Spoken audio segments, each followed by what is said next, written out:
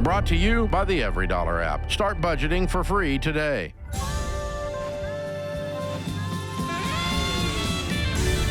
Normal is broke and common sense is weird. So we're here to help you transform your life. From the Ramsey Network in the Fairwinds Credit Union studio, this is The Ramsey Show. And I'm Rachel Cruze, hosting this hour with Jade Warshaw.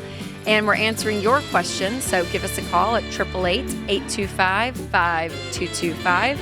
And we'll be talking about your life, your money, career, relationships, anything and everything. We are here for you. So let's start off in Boston with Miguel. Hi, welcome to the show. Hey, how's it going? We're doing well. How can we help today? So today I wanted to ask. So I have a business, and I'm contemplating on what I should do next because I'm also $147,000 in debt, and that's including credit cards, student loans, and car payment. Okay. So I wanted to know if I should sell the business for what I think I'd get value for, and then start fresh and then use that lump sum of money to attack like the debt. What kind of business are you in? It's a printing business, so merchandise. What would So cause print shop you? What would cause you to sell the business versus using profit from the business to pay down the debt?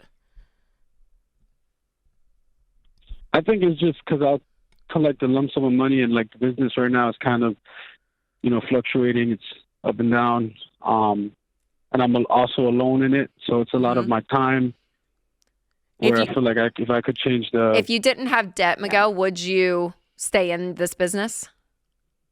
Or would you still want out? Yeah. You would stay in? I'll potentially stay in the business, yeah. Okay. Yeah, because I look at this as, how much would you sell it for? How much could you get out of it? Minus all of your liabilities and everything. About $30,000. How much are you making off of it every year? How much are you bringing home? So this is actually like my first year in it. So I'd know at the end of the year, but roughly after everything, about $1,500 a month. $1,500 a month. And is this what you do full time, or is this kind of like a side business? It's full time. Well, I don't know that I would sell it, but I would not have this being my full time job right now because of what it's generating. It feels how are you guys living? Is your wife work? No, I'm single. You're single. How are you living off of $1,500 a month? Just making it happen, honestly. But what's your rent though? Like real numbers? I pay studio. It's about $850. Mm-hmm. What else? Car, yeah, $450, and then $450. Okay. Everything else, yeah. And then utilities. I guess that's put in with the rent, and then just you're scrapping on food. No insurance. Yeah. Do you have insurance? Health insurance? Well, my car, it's no health insurance. Yeah. So you're not on a living wage right now, and so while I think it's cool to have a printing business, this it eats like a part-time side hustle when we look at the income that it's bringing. So I would be looking, as you're working this, I'd be looking for a full-time job. What are your skills? What have you done in the past before you did this business? I technically just hopped out of school and then saved money and then started this business. Yeah. How many hours a week? I've never really... How many hours a week are you putting into this? A lot. It's probably like 50, 60. Yeah. Okay, so if you did, do you have a buyer out there? Like when you say sell the business, I mean, what's that? Have you looked into that option? Is there a realistic option? Yeah, I have a few options, and that's when I mean the business, I just mean like the equipment and everything. Yeah. I hear what you're saying. Not necessarily. Yeah. Okay. Yes. Because that's where the debt is, right? What did you invest in to do this business? Like what equipment do you have? I have like DTG printer, heat presses, and a couple other machines.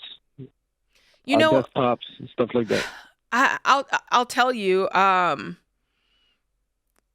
You haven't been doing the business long, so I don't want to say that there's no future in it. Like, But how much of this debt is business debt? Like how much of it came from the business?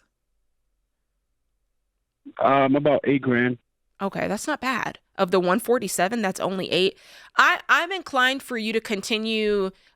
What I want to know is what's the minimal amount of hours that you can put in it to keep the 1,500 so that you can search for something else. Is there any feasible way to do that? Yeah, it's possible. That's also another plan I've been thinking of, because I have a location in a premier like downtown area. So I was thinking of just getting rid of the space, trying to find something smaller, and then kind of just work on based off orders I get. Yeah, not so much like being in there. Do you have consistent clients that you're reprinting for? Or is it a one and done? For the most part. A little bit of both, but I do have, I've picked up a few clients that are picking up, monthly. Yeah. And is most of the hours, when you're saying I'm working 50 hours on this, is it most of it in the actual physical printing that you're having to do, or is it trying to find new clients and marketing and thinking of creative ways to get your name out there? A little bit of both, but mainly the printing process, like printing and being in there. Okay. Yeah, so I'm with Jade. I mean, Miguel, if you have all the equipment and it is bringing in 1,500, obviously that's not sustainable long term for you to live like that. Obviously, you know that, or you probably wouldn't be calling this show. So it's Right. November. A part of me would give it another 6 months while doing something else. Like you need to go wait tables. I mean, you could make more money doing that. I mean, something, right? You need to go be doing something. And if you can keep this on the side and actually get some clientele, you could, I don't know. And if you Grow it. Yes, grow it. And then maybe that be your full time, or you just have these clients and you start making $3,000 a month while also still working to get out of all the debt that you talked about at the beginning of this call. So I almost would be tempted just to hold tight for like maybe 6 months. Give yourself a time period though to say, okay, I don't go into any more debt in it. But to say, can I pick up any more steam in this business in the next 6 to 9 months? And if you can't, then sure, sell the equipment and then that will give you some money. But we just see this, Jade and I both, I think, as a great side hustle for right now while you go get a full-time job somewhere else. The fact that you've started generating money so quickly from it, I think is good. And you have made an investment in some equipment and it feels like worth it to try to play that out a little longer. But I like what Rachel said on putting a timeline on it. So I would do that, Miguel, or just throwing this out there, kind of the other side of the coin is if you hate it and you're not enjoying it, but I think you are liking it in some degree because you said you'd still stay in if you didn't have debt, is to, find something just full-time, sell the stuff, and you start a whole new life where you're not feeling like you have to carry a business, right? Because it's a lot of strain and mental calories to do that. So I don't know, kind of two different options, but either way, you got to get a second job. Either way. Agree. Rach, I hope that helps. I know that sometimes when we just tell people, cut your expenses and get a job, I know it feels tough, but truly that is the remedy. You don't have expenses to cut. You're bare bones as it is. So the next line of defense is getting more income. That's how it works. Yeah. And Ken Coleman has a book, Find the Work You're Wired to Do. And we'll send that to you because there's a great, it's not a quiz, assessment at the back. Yeah. To kind of figure out, maybe this will help kind of narrow some possible career paths for you too, Miguel, that you can just kind of brainstorm and think. So hold on the line. Christian's going to pick up.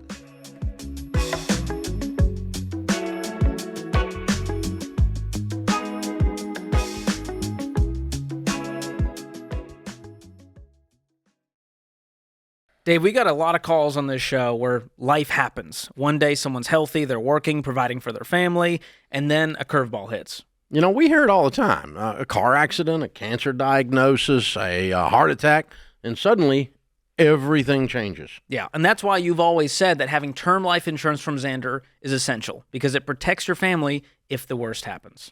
Yeah, that's right. You need 10 to 12 times your income in coverage. No gimmicks, no whole life junk, just straightforward term life protection. But there's another piece that people often overlook, and that's long-term disability insurance. Yeah, it's important to understand the difference between them. Life insurance steps in when you die. Disability insurance steps in while you're alive but can't work. So it replaces a large part of your income so the bills still get paid while you get back on your feet.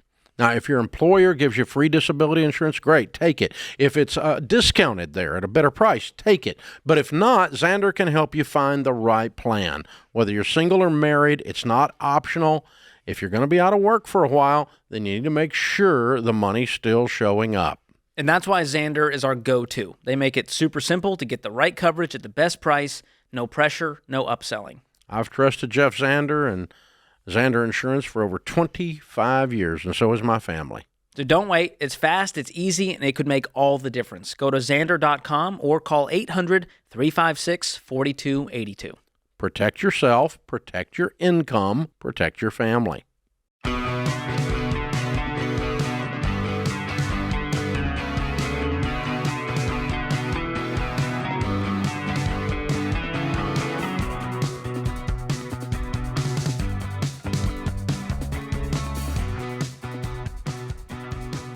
Up next, we have Cody in Roanoke, Virginia. Hi, Cody. Welcome to the show. Hey, Hi, how are you doing? I'm hanging in there. Well, good. We are too. How can we help today? Well, so I got a little bit of financial problem as well as marriage problem, and it's becoming a strain more so, with the marriage because of the financial problem. We recently had gotten married about 5 years ago. My wife and I have had 3 kids in the last 5 years. And my youngest kid, he was put in the ICU, and long story short, we have a bunch of medical debt. It's about $35,000 worth. And I just can't keep up. I just recently, in the last couple of years, we've been on Medicaid, but I just recently got a raise working, which is good, but it's like the more income I come in, the more my wife likes to spend. I'm the saver. I like to say no and, get bills paid. We currently have been taking care of some of the medical bills by credit card, which recently I figured out was a no-no. Yeah. So I have $7,000 left in medical debt. We have that's it? Of the $60,000 35, you only have 7 left? No, sorry. I have $7,000 of credit card debt. Got it. And I still have the medical debt. Got it. Okay. Because we have the 3 kids, we had to purchase, well, we didn't have to. I guess we could have just kept going, but my wife wanted to purchase a bigger vehicle for traveling and stuff. What'd you spend on that? That was about $50,000. Ooh, yeah, and you're right. You didn't have to spend that. Okay. Yeah. Shoot. So long story short is that we messed up when we bought the car, and now it's kind of a paycheck to paycheck repetitive thing. When did you get the $50,000 vehicle? How long have you had it? It's been about a year. Okay. Shoot. Okay, so when you talk to her, Cody, about this, how do those conversations go? Are you showing her numbers? Are you telling her that she's spending too much? It originally came up because I noticed that our savings account was going backwards. Uh-oh. And instead of paying month to month, that dude's circling in there. Can you do that going down the road? Whoa. Cody? Sorry. Can you hear me? Yeah, I can hear you. How much was in the savings account to start, and how much has it dwindled down to? So originally we had about $20,000 in savings. When we switched to because we had sold a house and we had a bunch of money invested into the house, and we got a bunch of money back to pay off some debt. Well, we went into the house and had money left over. We had $20,000 in savings. Got it. And what'd you dwindle it to? That I was I've got it down to like 5,000 now. 5. So, okay. And was she using any of this, Cody, for everyday expenses, the grocery store? Like, where is she spending it? So most of it has been when I get a budget, because I do all the money because she stays at home and takes care of the kids, because if we tried to put 4 kids through daycare, then it would just take an entire paycheck or 2 almost. So the biggest thing is it's going through, like, she's buying clothes for the girls, and I can't get her to stop. Well, let's I feel like you're laying out the problem. I want to get into some real numbers so we can see exactly what you're describing looks like. How much money are you bringing home every month? I'm bringing home so I got 2 jobs. I just started recently a landscaping business, which my main job, I'm bringing in about $5,000 a month. Mm-hmm. Plus, and that's, what I'm actually bringing home, not after taxes. And then, plus my side business, if I get a job or 2 and I only have time to do that on the weekends. How much? Roughly $2,000 at most. Okay. Probably. And give me an idea, because you said you're a numbers guy. What are you because I thought you said 3 kids, but then you said 4. Is it 4 kids? So yes. Okay. So my oldest, I have 4 kids. I have 3 with my wife currently. Understood. So give me an idea of what you have on the budget to spend on groceries. Our budget right now is roughly about $1,200 a month on groceries. By the time I go to the grocery, I can't. I've tried to limit it, and it just seems like every time I try to limit it, that feels right. That feels right. Give me an example of a budget item that she's gone kind of ballistic on, so we can get an idea. Okay, is this $50? Is this $500? No. So right now we have our joint checking, which is what I, feed the money to her through. Is like, if I tell her $100, it ends up being $150. Okay, Cody, you're not her dad. Okay, so everything that you're saying in this call so far, not saying that she's out of bounds. She could be out of bounds because she spends more than what y'all are making. You can't do that mathematically and be a grown-up, right? That's how you live life in debt, and we don't want that.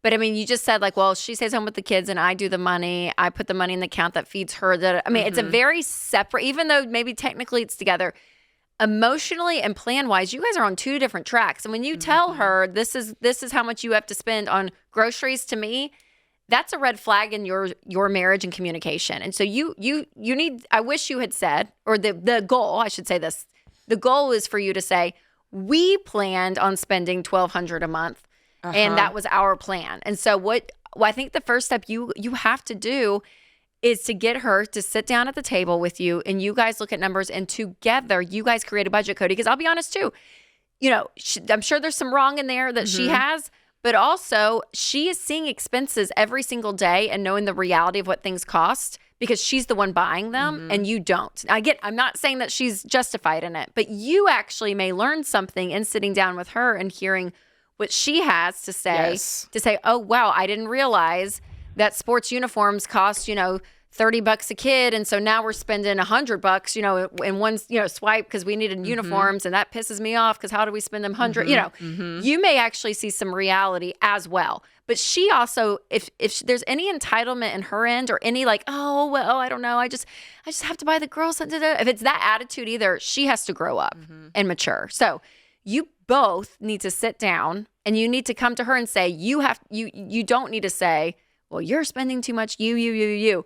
Cody, you need to tell her, I'm freaking out over here. Like, I am to this point where I feel so disconnected. I feel so fearful. I feel so protective of the money because I feel like we are not on the same page. So will you please sit down for me, right? Like, you make it really about you and what you want for the outcome to be, which is you guys be on the same page and for this not to take your marriage, because it does, Cody. You're exactly right. Because I do think people cannot get on the same page. And so I would beg you to say that's one of the best things that you can do, because out of that budget meeting, I think she's going to have a lot to say. I think you're going to have a lot to say. And to be able to actually discuss it together, not these one-off conversations. Does that make sense? Yeah. So we actually recently, I almost make her, I mean, it's kind of like feels forceful sometimes because I'll sit down after the kids go to sleep and we'll sit and then I'll go over the budget numbers and stuff with her. And, but like here recently, I've done it more so to where she's aware of, but there's a reason. Saying, there's how much is there. There's a reason that this is off-putting for her. And you got to get to the bottom of what that is. There's something there, whether it's something that has nothing to do with you, possibly. How did she grow up? What were the relationships she was in before? Maybe, I don't know, we didn't get to talk about it, but did she have a career before and she's used to kind of contributing in that way and now she's not? There's something behind this. It's not just, well, she won't stick to the budget. It's never that. There's always something beneath, and you've got to be a professional detective to figure out what that is instead of just saying, well, she won't do it and I've got to make her do it.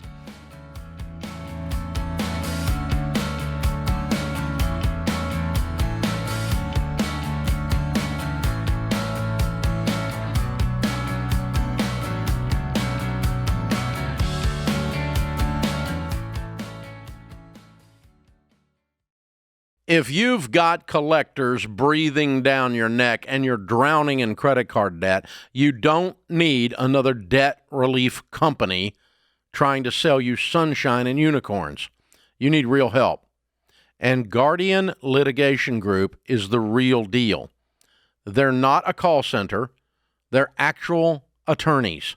That means when a creditor tries to sue you, they can step into the courtroom and fight back. Now listen, debt settlement isn't pretty. It's not a magic wand, and I'd prefer you get out of debt the old-fashioned way. But if you're staring down bankruptcy and you've got no other way out, Guardian gives you a path to clean up the mess without paying a dime up front.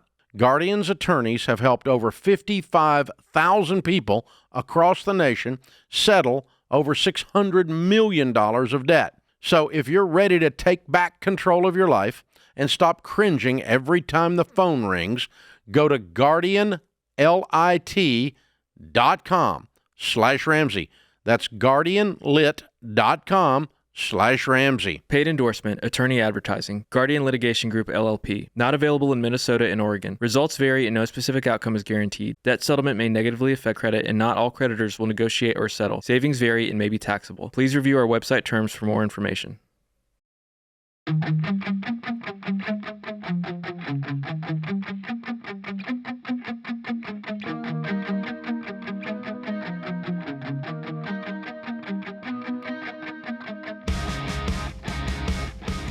Well, it's that time of year, and in a few weeks, we're going to be doing the special giving edition of The Ramsey Show. We do it every holiday season, and it's one of our favorites because I think it highlights humanity. Yeah. It kind of gives you faith into like the things that people are doing day in and day out for other people that are not highlighted or not seen. We like to highlight and show you all how incredible it is. So whether maybe you've tipped a waitress $100 or bought Thanksgiving dinner for a family that couldn't afford something or afford the food, maybe bought someone a car. It could be something, anything where you have been generous, or maybe you've been on the receiving end of it. We want to hear from you. So if you will go to RamseySolutions.com/ask and put giving in the subject line and just give us a little blurb of your story and what it is, and you may be selected to be on our giving show that we do annually again. So that is coming up on December 18th. So start sending your stories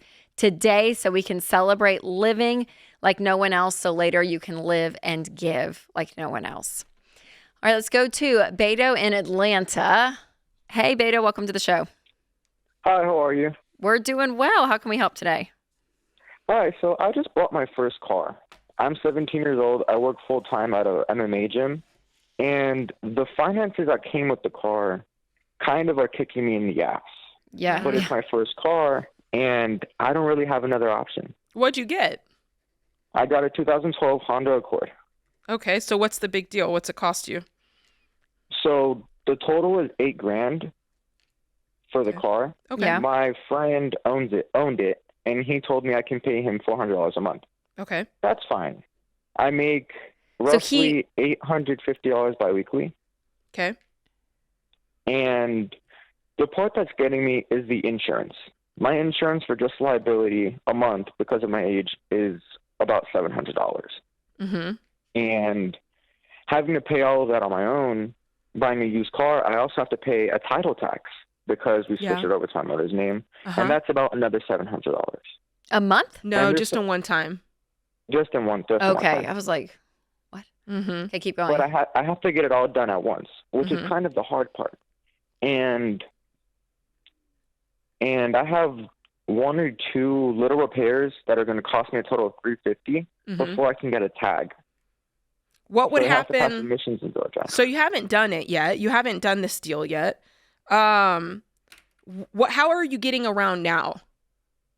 So I did buy the car. Oh, you did and buy I have an operating permit from Georgia without a tag for 30 days. But once that runs out, I'm going to be stuck without a tag and not being able to drive the car until I pay. Well, you haven't done the title exchange, the title transfer yet, right?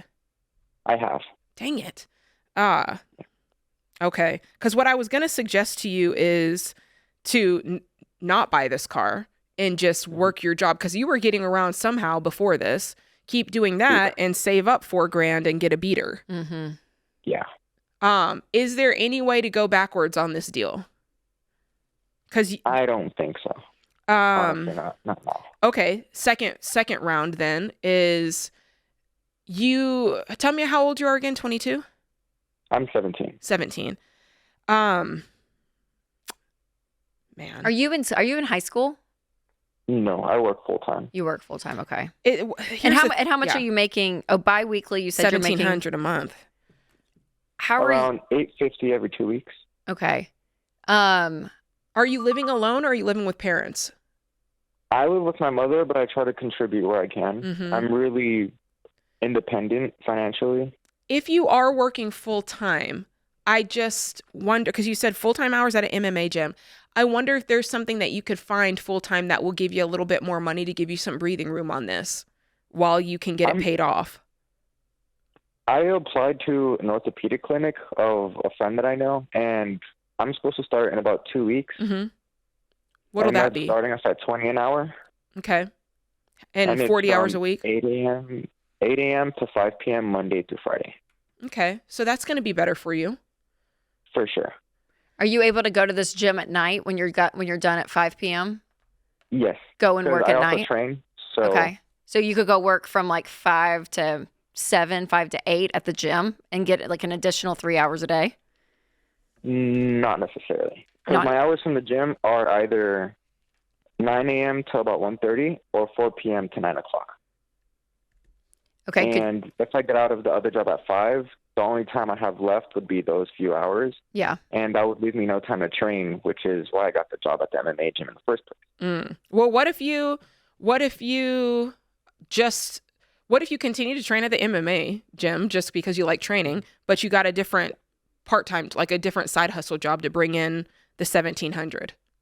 So you did the full-time gig at the orthopedist office, and then maybe you drive some Uber because you got a car now. Or not Uber, but like, Instacart, DoorDash, that kind of thing. And then, you just work out at the place you like working out at. That makes complete sense. I have one more question on starting my own business. I was actually going to start my own business soon about car detailing. Okay. But I wanted to know whether I should try to pull the trigger now or whether I should try to pull the trigger after I get everything with my car done and paid off. I mean, what's it cost? You don't have any money. I have about $1,000 saved up that I have, like, in case my car, like, engine messes up or anything, like an emergency. And you need that. I that. haven't been planning on touching. I haven't been planning on touching it, but.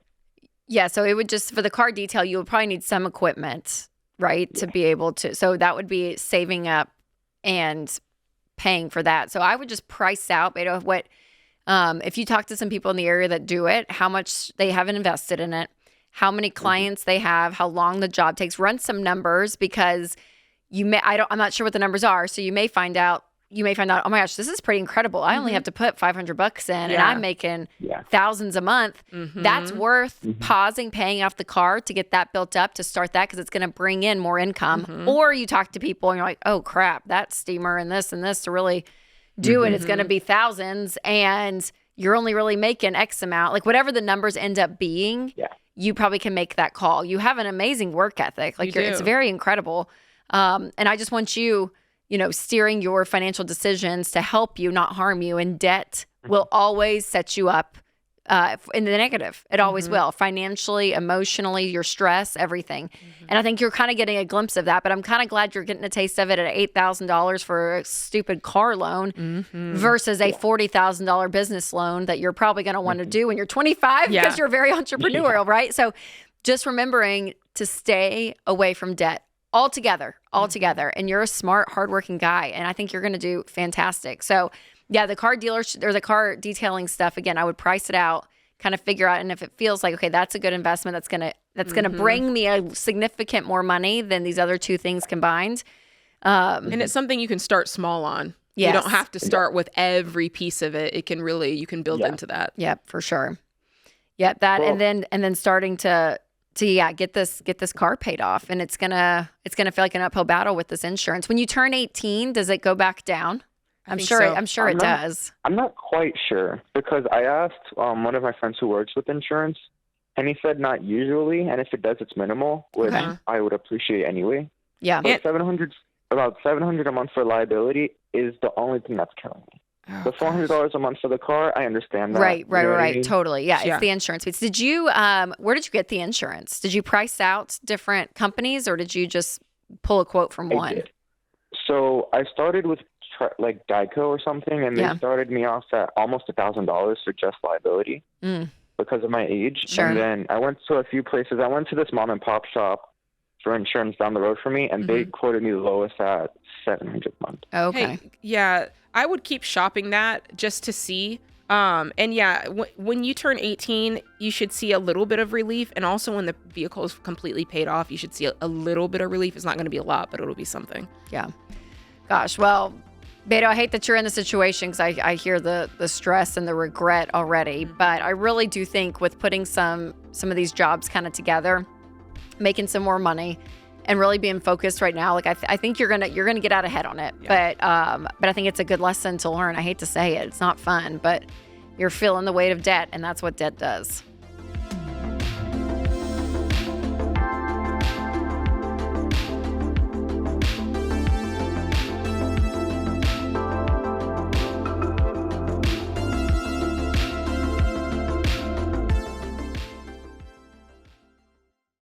Hey, y'all, you know I'm all about keeping your budget in check, especially during the holidays. And that's why I always start my grocery shopping during the holidays at Aldi. From fresh produce to holiday favorites and charcuterie boards for parties, Aldi has it all. And at prices that will help your family save big, up to $4,000 a year for a family of four. So do what I do for my family. Shop at Aldi first to save on groceries without sacrificing quality or holiday joy. Find a store near you at aldi.us. That's ALDI.us. Savings based on regional analysis of Aldi versus select competitors. Prices may vary by location, product availability, and the market.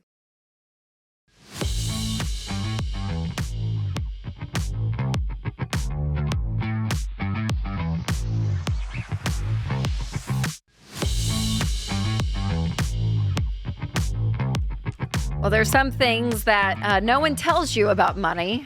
And those are the emotions around it. And Jay, that's what you wrote your whole new book on. That is right. What no one tells you about money. Yeah. It's powerful. Thank you. Your not only your story, but I think putting to words how people are feeling during this process, whether it's getting out of debt, especially, but it's a whole journey, right? This money journey is very real, and it's very emotional.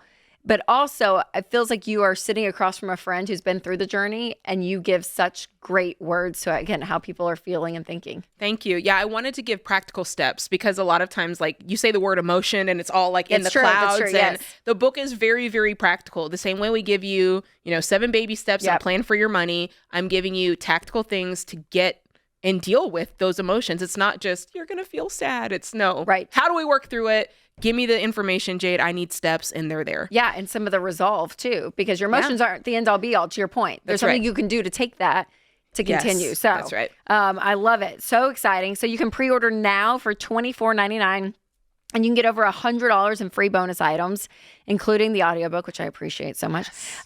The early access to the ebook, an exclusive video with your financial checkup with you, Jade, and an exclusive 3-week online book club and live Q&A with Jade Warshaw. So you can go to ramseysolutions.com/store to pre-order it. If you're watching on YouTube or podcast, we will leave a link below. But again, the book is titled What No One Tells You About Money. All right, let's go to Ian in Hartford, Connecticut. Hi, Ian. Welcome to the show. Hey, thanks for taking my call. Yes, absolutely. How can we help today? So I'm in a pretty interesting, pretty blessed situation here. I'm a 20-year-old engineering student, and I started doing affiliate marketing on TikTok Shop like a year ago, and I've gotten pretty good at it. And last October, I did $180,000 in sales. Good night, Ian. Yeah. Holy crap. It returned about $23,000 in profit. But I realized for this time, I kind of realized I hate engineering and I don't really want to do that. So I definitely don't want to do that for a job, but I have a pretty interesting opportunity to sail around the world on a semester at sea next semester. Oh, yes. I had friends do this. Yeah, I was just kind of wondering, if I should take the time off and do the semester at sea, enjoy my youth, or if I should continue to scale, because honestly, I think I could get to the point where I'm doing $1,000 to $2,000 days. Wow. Is there a way to do both? No, unfortunately, I wouldn't have Wi-Fi on the ship, and then also I wouldn't be able to receive packages. Oh, to fulfill orders and that kind of thing. If you did pause it for 5 months, does that change the business drastically? Or can you just pick it right back up? The business is kind of built on momentum, so it'd be pretty hard to just... It wouldn't necessarily be hard because I'm pretty skilled at it, but I would definitely, it would take some time to build back up. Sure. I'll tell you straight up, I worked at sea for a long time right out of college, and I loved it. It was the best time of my life. I wouldn't trade it for anything. I've been to so many countries. It is quite the experience. So part of me just wants you to have that life experience. I know, you're 20 years old. I feel like you have your whole life to earn money, even though you're earning crazy money right now. There's something about, there's a specific time in life that you can just never get back. And there are experience points in life that are so good for you too as a person. Yes. Like to do all of it and to enjoy. There's a part of me too where I'm like, man, you're 20 years old. You're obviously skilled at understanding how things work and to be, not only just have an engineering degree, but let alone kind of some sales and understanding marketing. You didn't just fall into this. You learned it. And so you're a smart guy. So I'm not worried about your earning potential later in life. So there's something about just doing a semester at sea. Go have fun. You're 20 years old. I don't know. I'm an experienced person though. So there's a part of me that, Do it. Do you have friends going? Yeah, one of my best friends would be going with me. Okay. And do you want to go? Yeah, I think I want to go. But at the same time, I'm also kind of worried about setting up my future, and I want to get into real estate in the future and kind of have that be my main thing. So you're not going to do real estate in the next 4 months. How's exactly. How's the semester at sea being paid for? So actually, I got a full ride scholarship pretty much. So man, I'm telling you, you're gonna have to convince me that not to go, because all that stuff's gonna be waiting for you. And I agree with Rachel. You're smart. I'm not too concerned about what you'll do. This is a kind of one of those.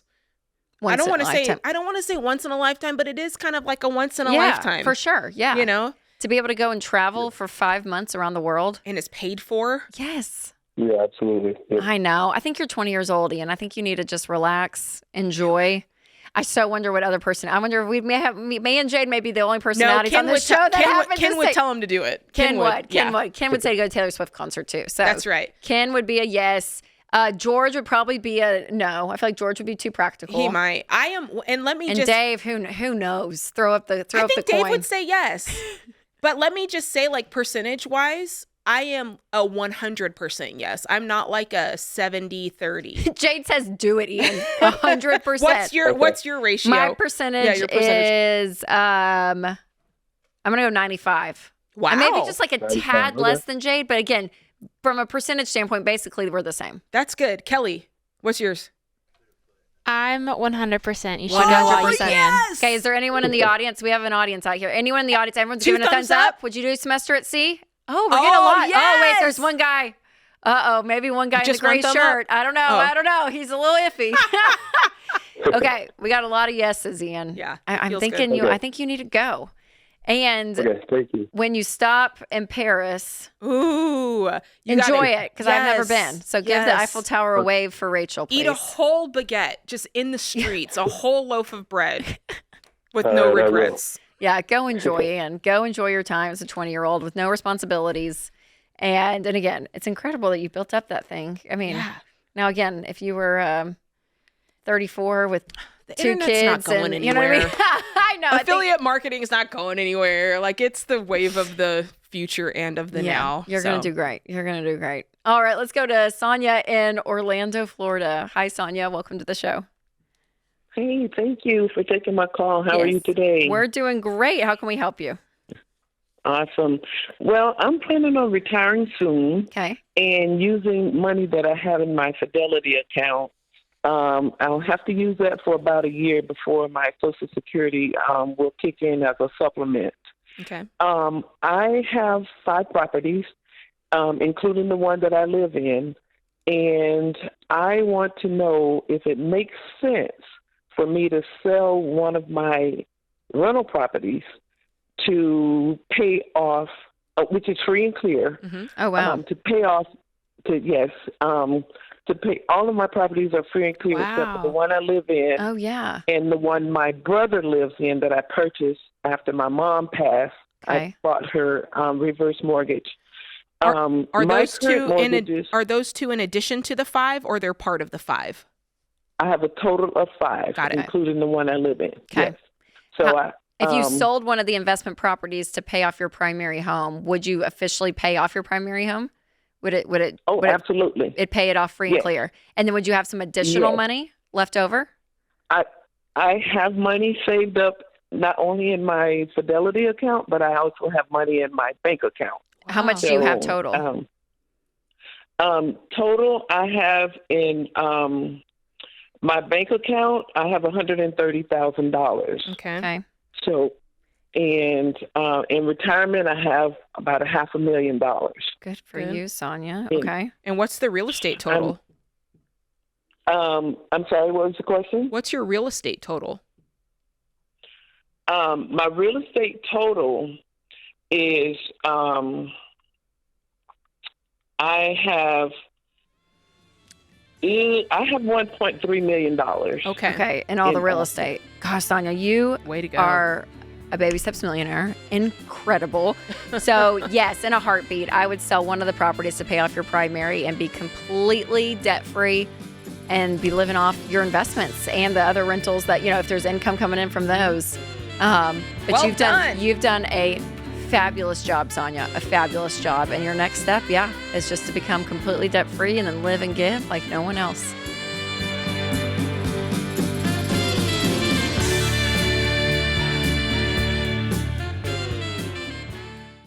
If you run a small business or work for yourself, health insurance isn't just a personal choice, it's a business decision. And the wrong plan can wreck your budget fast. Right now is health insurance open enrollment, and if you want your coverage to start by the first of the year, you've got to sign up by December 15th, and I recommend using Health Trust Financial to help make your game plan. They've helped families and business owners for over 20 years, and they're the only Ramsey trusted health insurance advisors. Health Trust Financial Advisors cut through the confusion, explain your options in plain English, and help you find a plan that fits your life stage and budget. Most Health Trust Financial clients save hundreds of dollars a month, money you could reinvest into your business. So don't roll the dice this year. Protect your family, your business, and your financial future with the right plan. Go to healthtrustfinancial.com before December 15th to get started. That's healthtrustfinancial.com.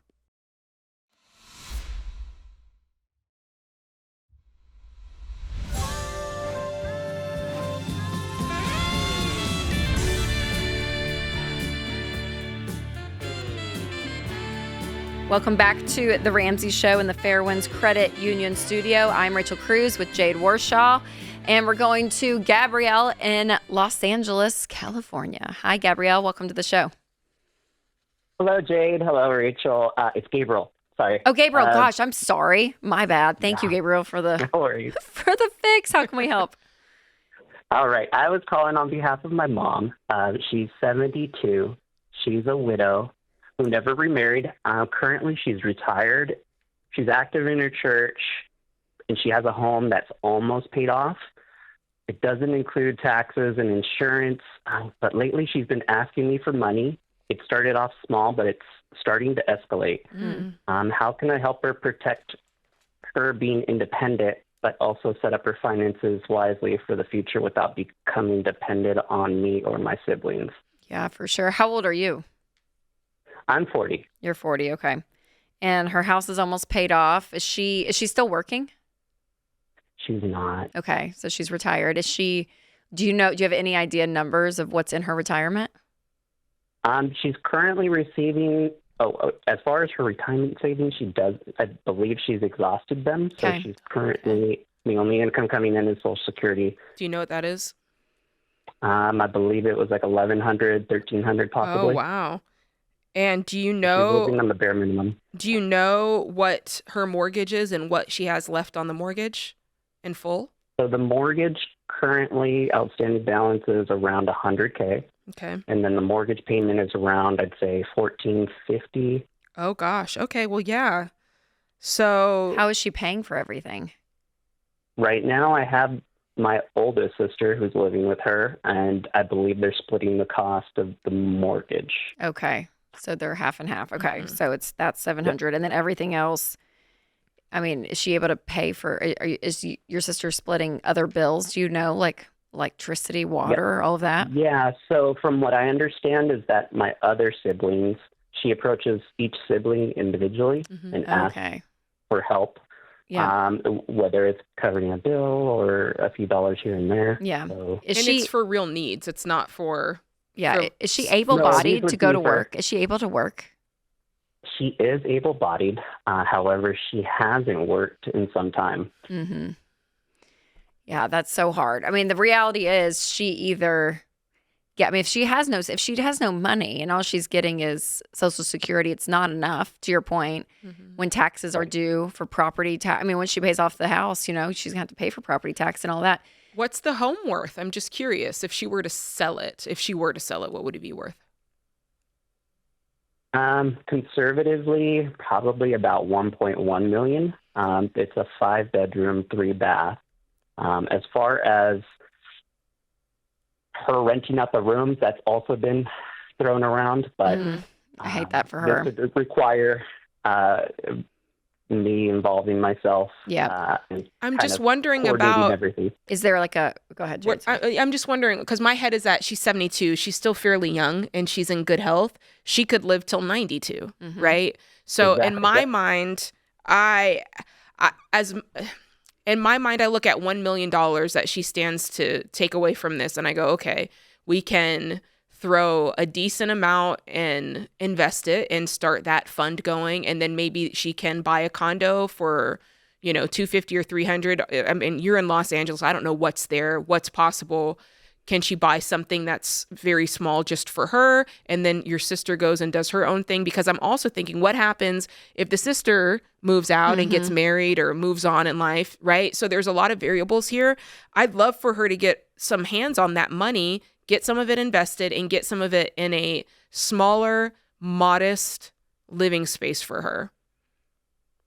Yeah, I think that's what I envision for her. I just don't know where to start. I think if I do get the ball rolling, I'm seeing it through start to finish. So where would I start? Well, I would start with, is everybody in Los Angeles, like your whole family, or do you have family that lives in less expensive areas of the country? No, we're all basically based out of the Los Angeles area. Okay. Have you looked at, or would you know, price ranges of, again, a very modest 1-bedroom condo that she could purchase? 1-bedroom, 1-bath condo, purchase outright. Possibly in the areas that we're in, like around, outskirts. Well, yeah, because she's got to be able to afford it. 400. 400, okay. Okay. So then she could invest 500, Yeah. I'm not mad at that. And get that ball rolling. And then, again, if she's able to not pull from those investments and maybe for just 3 years work somewhere just to pay just the, just mortgage. I'm sorry, not mortgage. Hopefully it's paid for. Yeah, taxes. Taxes, lights, water, food. and just not touch that money as long as possible and let it grow and then live off of that, because it's either going to be that or you guys as grown kid adults all have to say, okay, mom's not going to be able to afford this long term. Are we going to be willing to support her in it? So that would have to be a conversation that you guys have. Will she sell? If you imagine yourself bringing this up to her, what does that look like? The last time that I brought up the conversation to her, it was emotional. For her. For me, it's pretty straightforward. The way that we're talking right now is the way that I talk with her. And, she's open to it. But again, she kind of pushes the work onto me. So, and so do my siblings. In all what honesty, do they kind of look to you, hands-off. your sisters too, to say like, what do you think? No, they don't have an opinion as far as what she should do. They feel that, it's our home that we grew up in and that she should hold on to it. And she's only got such and such ways to go. Listen, so there's no getting around the fact that this is emotional. Like I'm telling people all the time, that plays such a factor in how we manage the money. But if we look at the numbers, the math is not emotional. She doesn't have any money. She doesn't have anything, and she's healthy. She has a lot of years ahead of her. So she's got to get to the point where the discomfort of staying the same is more uncomfortable than changing, right? And she's gonna start to feel the cracks in that when you guys stop supplying the money, if that makes sense. The more that you got, and it's your choice, but the more that you say, okay, we'll float it, just know that it'll float through for the next 20 years. Yeah. So you guys have to kind of get on the same page of saying, we can talk to her about this, but if she doesn't do it, we have to allow her to feel it, because when she feels it is when she's going to realize, okay, I have a difficult choice to make, and just try to support her as much as you can. And it is emotional. It is tough. It's your family home. There's nothing comfortable about that, but the solution often lies outside the comfort zone. So it sounds like my next steps might be like two-part, right? It's kind of initiating that conversation with my mom about selling the home, possibly. And then as far as with my siblings, it's having that conversation. If we're going to do this, we need to stop enabling her and giving her money, essentially. Yeah, absolutely. That's what I would do. And even pull some options. You can even get in touch with one of our real estate pros. Yeah, just to look for the area, like what's in the areas of where you guys are, just different options condo wise, and there could be one a mile down, so she doesn't have to move major locations, right? Maybe it's just the actual home itself, but run some numbers and kind of get some more facts around it. But yeah, this is difficult.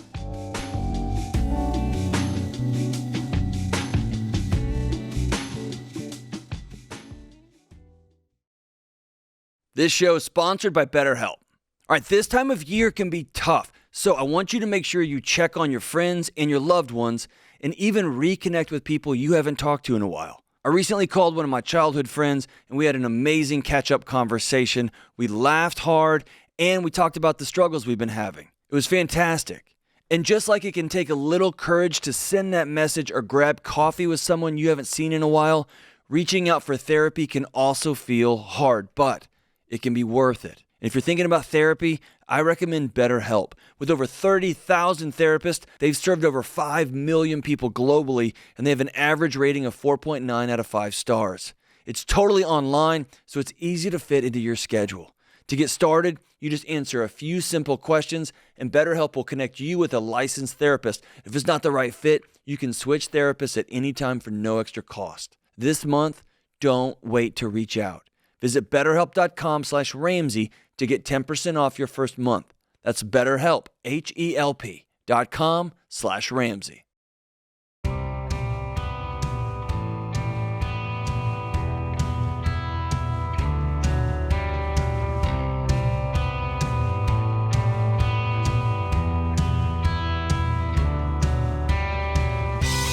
The all-new Every Dollar is here, and it is way more than just the incredible budgeting app that it is. It now has tons of advanced features to help you make progress with your money so much faster. And the average person is finding thousands of dollars in margin in just the first 15 minutes. So Get Every Dollar for free starting today. Just get it in the App Store or Google Play. All right, let's go to Alex in Grand Rapids, Michigan. Hey, Alex, welcome to the show. Hi there. Thanks so much for taking my call. Absolutely. So I'm 28 and debt-free. I'm looking to buy a tiny house to put on my parents' property without a credit score now, and a tiny house technically not qualifying for a mortgage. How do I go about getting a loan for it? Well, let's talk about the loan process, and then we'll talk about the tiny house on your parents' property. So with the loan process, if you have no credit score, you're just going to have to find a place that does manual underwriting for that. Now, we would recommend Churchill Mortgage. There are companies that do that, and you just have to check and make sure they'll do it in your area. But it's the same process. You're just going to have to show different trade lines. You're going to have to show your pay stubs. You're going to have to show proof of income. If you work for yourself, you're going to have to show your tax returns, that sort of thing. But for the most part, the process is the same. But how much? But you're saying it doesn't qualify for a mortgage because it's a tiny house? Correct. Yeah. So if it's under 400 square feet, I'm looking at about 250 square feet.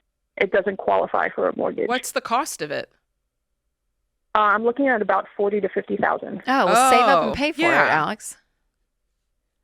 I'm sorry? Save up and pay for it. It's like a car. Right now, I only have about $10,000. Okay. Well, then just wait a little bit. Yeah. So just be putting some money aside, $2,000 to $3,000 a month, and just work your way up. And in probably 12, 18 months, then you can do it. Can I ask the long-term strategy on this, Alex? Yeah. So I have autism, and I can't really live independently. Okay. So it's pseudo-independent being on my parents' property. Got you. Okay. What are you doing for work? I coordinate volunteers for hospice. Cool. And are your parents involved at all, Alex, in this process? Would they be able to help you? Not financially, no, but they've been a great support. Okay, great. How long did it take you to save up the $10,000? I just finished. I got debt-free in February, and then saved up like $6,000 for my 3 to 6 month emergency fund, and it's last 6 months. Okay. Yeah, I'm with Rachel. Just keep saving for this. It seems like you've thought through the best way for you to live, and I like that you've thought through that. I don't think you need to go into debt for this. And for anybody who is listening to my zero score spiel, that's for a mortgage. No, but that's it. That are trying to do a full mortgage on zero credit score. But yeah, save up for it. I like the $40,000 to $50,000. Just understand that this is yours. Like the resale on this virtually doesn't exist because it's on your parents' property, and this is money that you'll likely never get back. Yes. So understanding that is important, I'd say. Yep. Yeah. So running so it will, are you able to pick up extra work, Alex? Yeah, I'm looking for a second part-time job. Okay, good for you. You sound incredible. I mean, you're very ambitious. You're very well-spoken. You know what you want. You've been doing the baby steps. You became debt-free. You got your fully funded emergency fund. I mean, you're literally doing it all. The only thing that's going to suck is like the next probably 3 years of saving for this. You know what I mean? You would just look at it like, and people want to save up for a car. They want to save up for a college education, right? And these are big numbers. I'm definitely not downplaying that. It's just, so it's going to just take you longer to do it. And even though I guess technically, I guess you could Ramsey, go through it to say, well, but a mortgage is the one type of debt, and this is for a house. Could figure out a way to do it. But the fact that the fact that there is no resale, because the one reason we do say a mortgage not only is because it is the most expensive thing that you're ever going to purchase as a home, but also homes go up in value over time, and this is more like a car in a sense where it's going to go down in value. And so getting into debt, even a personal loan for this, financially would not be wise. So it really would be you putting money aside. And I mean, I don't know about the market in tiny homes. Can you buy used ones? Can you buy a used one? Yeah, that's what I'm looking at. I'm looking at them on like Facebook Marketplace. Okay. And so maybe you could even, Alex, I don't know, because for some people, they may want it off their property. There may be some urgency to get one off. So maybe you could even negotiate with them and say, hey, if I have cash, what's the lowest? You wouldn't be able to do that today because you don't have that amount. But when you're getting closer to that in, 3 years or something, I mean, you may be able to negotiate. Okay. for a Perfect. lower price. Thank you, Yeah, guys. absolutely, Alex. Yep. Thanks for the call. And I think, yeah, I just wouldn't do that. I wouldn't go the debt routes. I wouldn't either. And because you never know, especially if you're already buying it used. Yes. What type of resale would be on maybe, selling it in the future. Yeah, absolutely. It's tough. All right, let's go to Elijah in Salt Lake City. Hi, Elijah. Welcome to the show. Hey, how's it going? I just have a question. I am 22 years old. I'm currently going to college right now. I'm almost done with my bachelor's degree. I have only about a year left. I'm only about $14,000 in student loan debt, so almost done. But yeah, that's my only debt. No credit card debt, nothing, no car loan, nothing like that.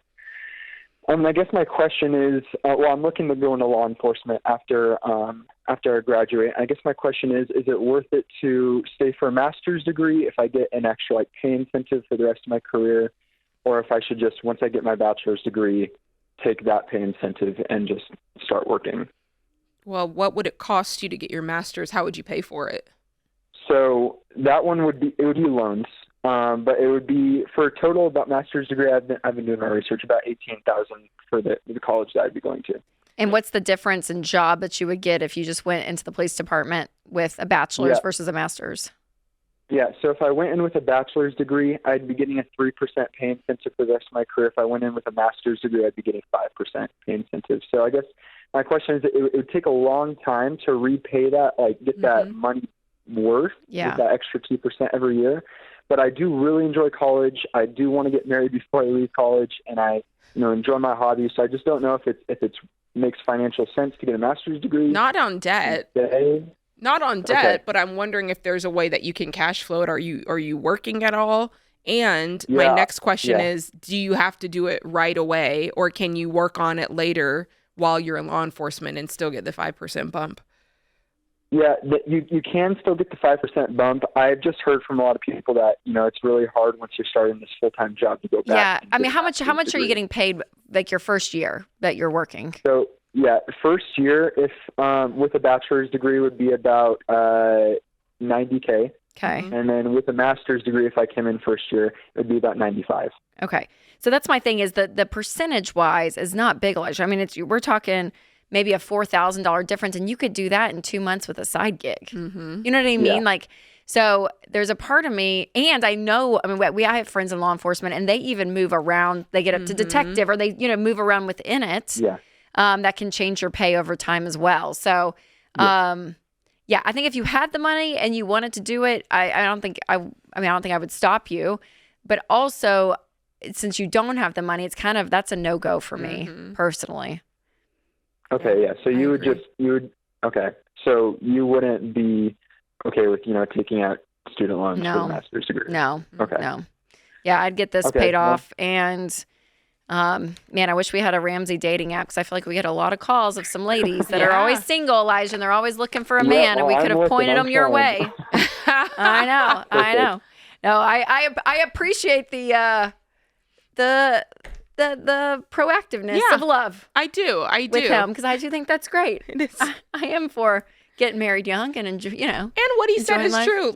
When you're in college, there's people right there to choose from. Once you get out in the world, it's I gotta work. I gotta go out after hours.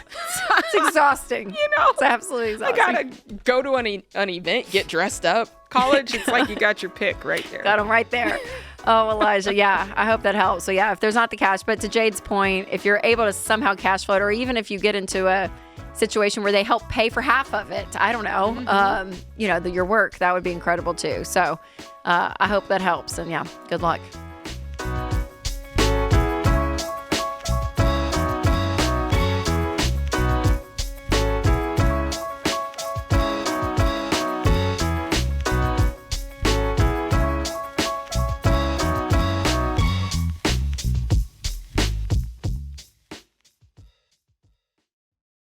Owning a business can be a heavy load. You want to serve your customers well, make a healthy profit, and grow.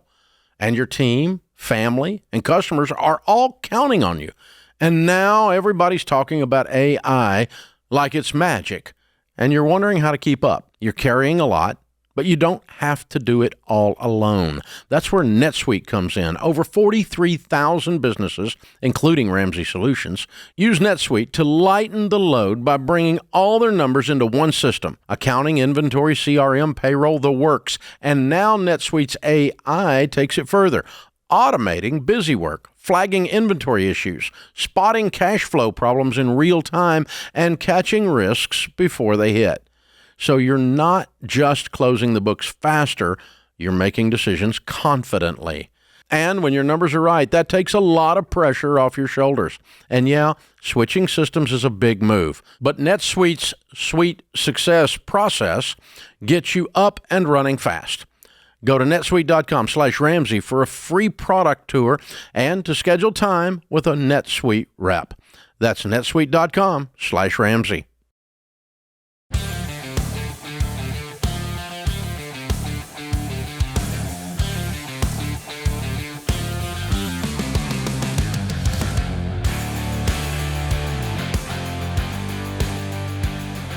So over on the debt-free stage, we have Christopher. Welcome, Christopher. Thank you, Rachel. It's so nice to be here. I'm glad you're here. We have a lobby full of people, and always when we see someone standing on the stage with the headphones, we know that you've been on a debt-free journey. That's right, Christopher. Okay, so where are you from? I currently live in East Providence, Rhode Island. Okay, wonderful. All right, so how much debt have you paid off? $63,563. Oh, my gosh, to the T. What kind of debt was it? Mostly, it was actually 50-50, credit card debt and card debt. Okay, Nice. credit cards and cars. How long did it take? 11 months. Wow, you were pedal to the Yes, metal. you were. How much were you making during that time? I went from $72,000 to about $80,000, but with overtime, I'm set to close out about $110 this year. Oh, my Wow. gosh. I was working a lot. You were kicking it. Yeah, and living Absolutely. on nothing. You just cut everything. That was it. I even sold the car. It was a brand new 2024. I was a little upside down, so I did the one thing you say is okay with debt. Yeah. Get a loan, pay. And so it's not a myth. It exactly. actually works. It worked out. It was tough. I ended up buying an 05 Lexus for about $6,000. Wow. And then a few months later, someone drove into it on my street. No. Oh, shoot. Oh, look at that. That's a good looking That's car. nice. How much were you upside down? I was upside down about $4,000, $5,000. Okay. You are the poster child or poster man, adult, of what we teach. I love hearing it. Well, thank you. Wow. So when that one got hit, I actually got about $8,000 from the insurance company. And I was like, how cheap of a car can I get? So I bought another car for $2,000. Stop it. Put the rest of it towards Stop my it. credit cards. Stop it. Look Look at at you. That's it right there. Christopher. And I said, you know what? That's what I'm driving right now. Let's keep working. And it works. Oh, my It gosh. worked. A $2,000 car. How many miles on it? 125,000. Man, oh, man. And was it okay? It runs great. Runs great. Manual transmission. It'll never die. Let's go. Let's go. Let's go. I wish you could be in the passenger seat of every 25-year-old guy in America. Just to be like, Well, listen, y'all dude, are you always did in the this. passenger seat. That's how I learned. I'm actually a truck driver, and I was listening to the Ramsey show 12 hours a day, 5 or 6 days a week. That's how you do it. And there were so many little pieces that were put together that made me realize this whole debt thing is really ridiculous. Yes. Why am I doing this to myself? Yes. So, yeah. Wow. I'm glad y'all do what you do. And you finally don't said- regret a thing. Not one bit. So amazing. Okay, so 11 months ago, what was it for you? What that you said, okay, I'm done. I'm going to just completely change everything I've been doing. I have a brand new car. I have some credit card debt, and I'm going to change it. Yeah. Well, like I said, I've listened constantly. There were two things that stuck out in my mind. I've been working 70 hours a week plus since I was 18 years old. Oh, wow. I heard Dr. John Deloney say one time, very exasperated, working 70 hours a week isn't sustainable. Baby steps 1 through 3 are meant to be intense. Mm-hmm. After that, 4, 5, and 6 are supposed to be intentional.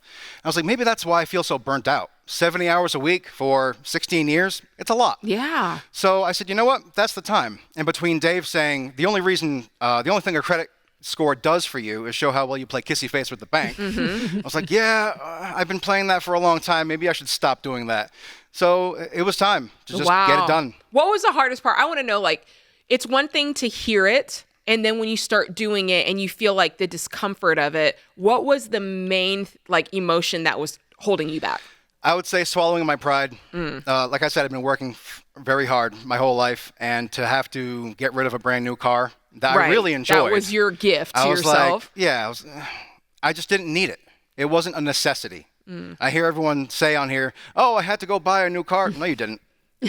Save up for a couple weeks, buy a clunker like that one. Man, you need to be behind this desk. So good. Let me know. You know, Christopher, for real though, that I think that's a great point. The ego hates going backwards. Absolutely. So it takes a level of humility to say what I was presenting to the world, what I'm going to present actually from a mathematical standpoint is better, but from a presentation image perspective, it looks less. Right. And so the ego doesn't like it. Absolutely It's very, not. very difficult. And so the fact that people that do it, are serious and I think a level of maturity and humility that's Absolutely. really, really amazing.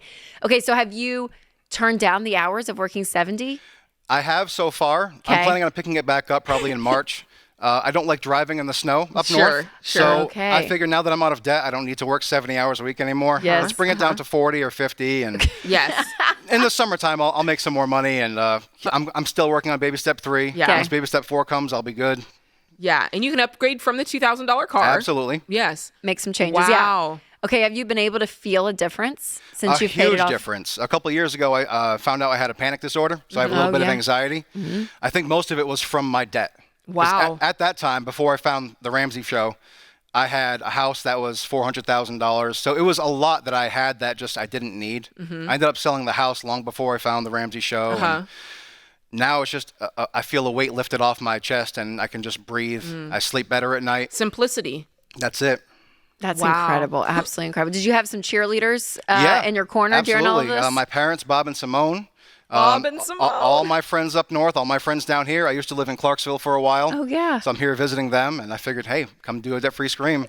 Amazing. Yeah, at one point, I had 42 credit cards. Holy smokes. I was playing that game, building that credit score. Stop Because Wow. I've heard Dave say it many times. Why do you get a credit card? To build your credit score. Why do you build your credit score? To get more debt. Why do you get more debt? To build your credit Yeah. score. So I was like, that's just foolish. I'm done. Done. I closed every single account.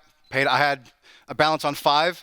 One was around 3,800. One was 4,000. The last 3 were about 8,000, give or take a few hundred. From that point, I went to the avalanche method because they were so close. I was like, Right. I'll Let pay me off just the one go, that's yeah. at 28%. Sure. These two have 0. We'll save a little bit. Sure. Fine. So once you save the 3 to 6 months, what are you going to do to celebrate? Because you, my friend, deserve celebration. I am going to continue saving to upgrade that hunk of junk. And what do you got your eye on? You know, the car I sold was a 2024 Subaru Crosstrek. My rental that I got here is an Outback, a Okay. Subaru Outback, and it's a lot more spacious. I kind of like that. So probably something like that Something or a like Forester. that. I Anything, love that. An SUV with all-wheel drive. Yes, because Yeah. you live in the snow. Yeah, exactly. So great. Okay, so I'm going back to the 40. Was it 42? 42, yep. Okay, credit cards. What was the one that you were like you could not wait to close out? That you were like, I Discover. discovered. I took that and I went snip, snip.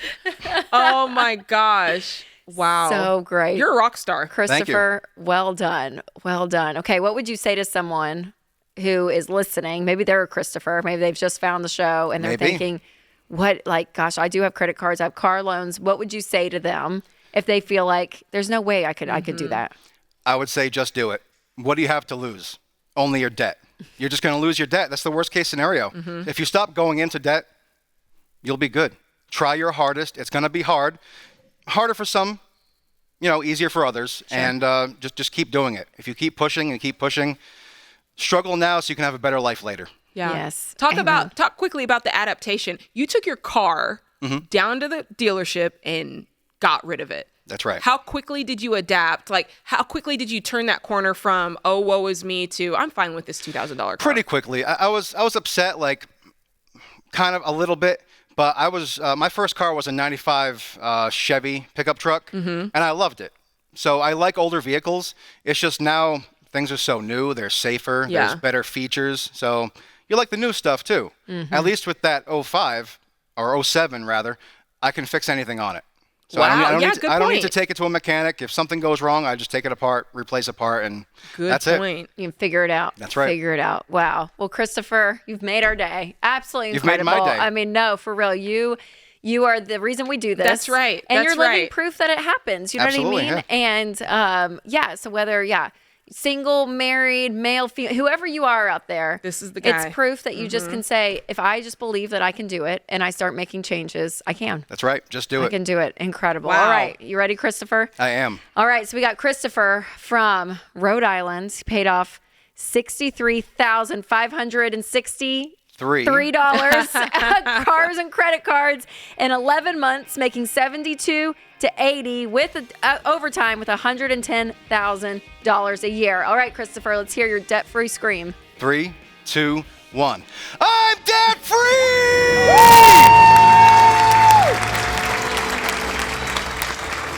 Oh, ladies and gentlemen, Incredible. That's how it's done. That is how it's done. The poster man.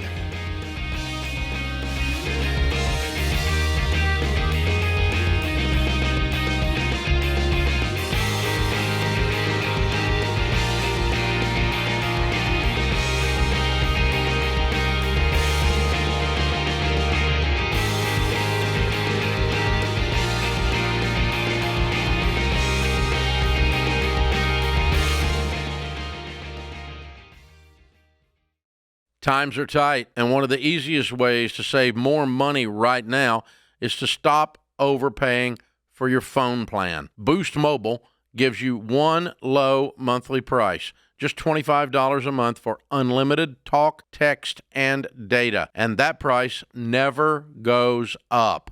With Boost, there are no contracts, and they're so sure you'll love it, they've got a 30-day money-back guarantee. So take the easy win and switch today at boostmobile.com/Ramsey. That's boostmobile.com/Ramsey. Restrictions apply. See boostmobile.com/Ramsey for details.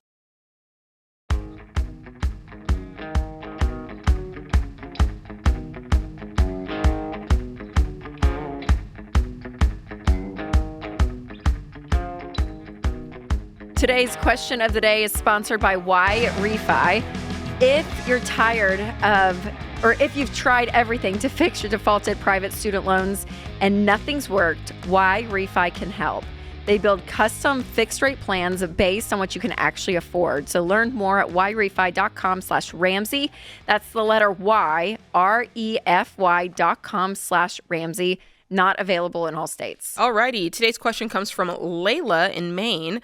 She says, when my boyfriend sold his house and moved into mine, we agreed that he can buy into my house after a few years, which is now. We plan on getting married at some point, but we're in no rush.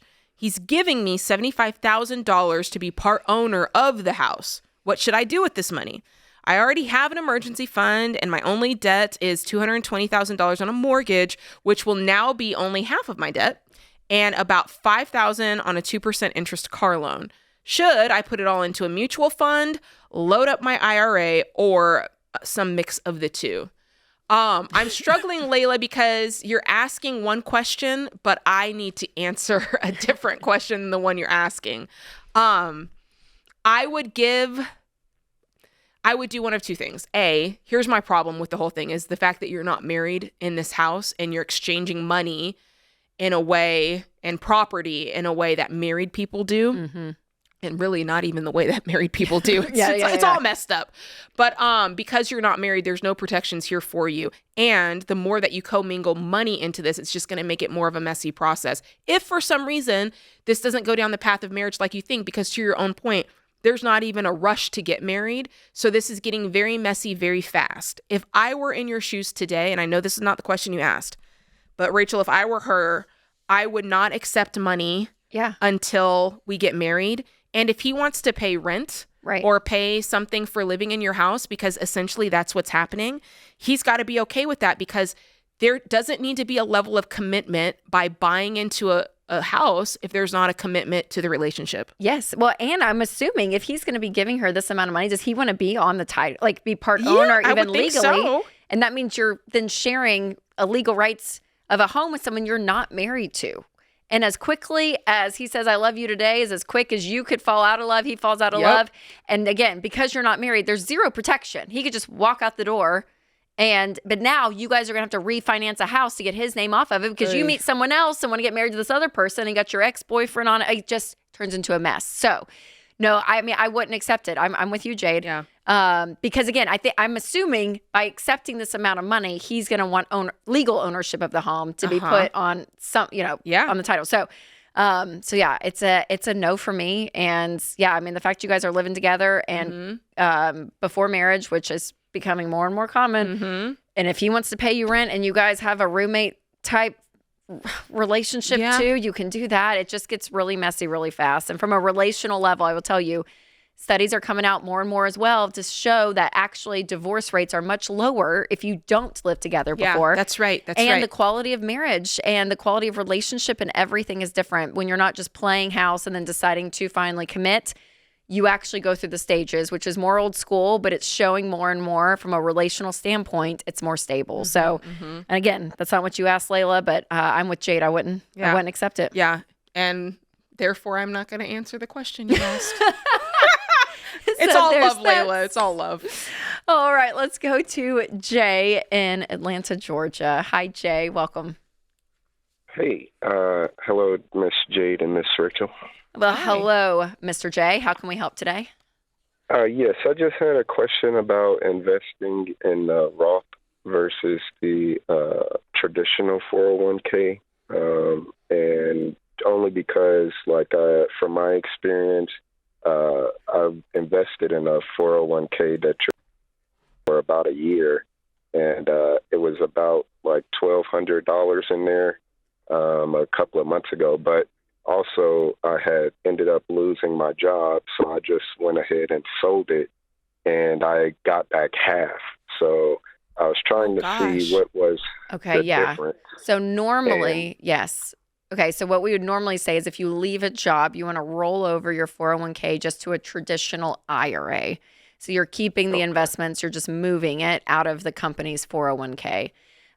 Versus basically what you did is you just sold it. Yeah. And if the market was kind of low at the time, you may not have gotten, fully what it was and probably paid some taxes and all of it. Fees, so yeah. Because it was retirement funds. Yes. Yeah. So, you did get hit hard with some penalties. So our rule of thumb with investing is, did your 401k at your previous employer, did it have a match built in?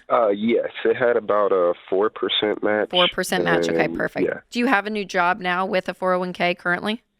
Yes, I have a new job, and they actually match up to 30%. Wow, that's great. Yeah. That's great. Okay, perfect. And is this one a Roth? You asked about Roth versus traditional. Is it a Roth 401k on this one? I think so. That's another thing. I'm not really sure the difference in, I just picked one. Yeah. If you have the choice, if they're telling you have the choice, and I would make sure to get with HR and ask that question. I would select a Roth option because in that way you're paying the taxes on the money now, so that when you go to retire, it's all tax-free growth, which is great for you. So I would always select that. And if not, the traditional is fine, and you can, get the match on that. The biggest question is if you're ready to be investing yet at this point. So can you tell us a little bit about, do you have any debt? Do you own or rent your house? Tell us about that. Yeah, so I rent right now. My rent is about $700, and other than that, I have child support. That's about $400. That can vary. And then my student loan repayment is about $60 a month. I put a extra $60 with it, so it's about $120. What's the whole lump of debt? So I found you guys about a year ago, and I paid some stuff off, so I just got about 9.7K left. Okay, and I paid off I started at 22. Okay, way to go. Nice, Jay. Anything else? Credit cards or cars? Oh, yes, my groceries are about 200. And Good. so, that's it. No credit cards, no car note? No, I did open up a credit card last year, and then I found you guys a month later and closed it. Look at that. Do you have any money saved, Jay?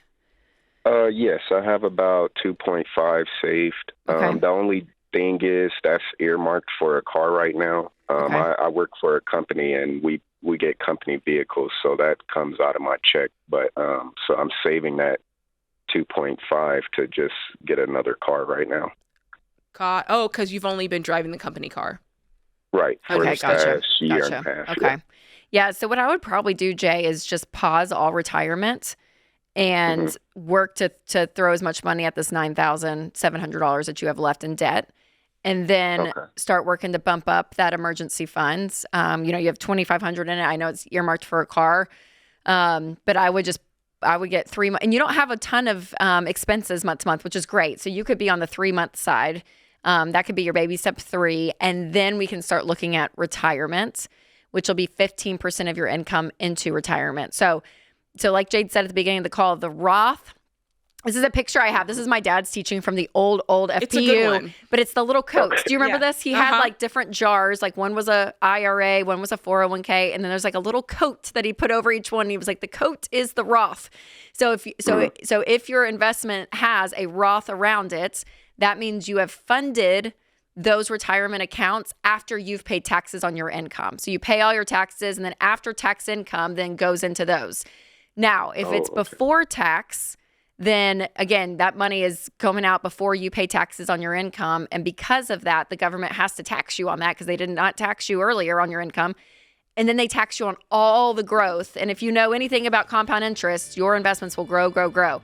So Roth is amazing. Not everyone offers a Roth 401k, but if they offer it, like Jade said, take it and open up a Roth IRA and be putting 15% of your income into that. But that won't probably be for another 2 years, Jay, or year and a half after you pay off this debt and get a fully funded emergency fund. But I'm so glad that you picked up the show and you actually are making progress. You paid off so much debt already, Jay. So just keep at it. You're doing incredible.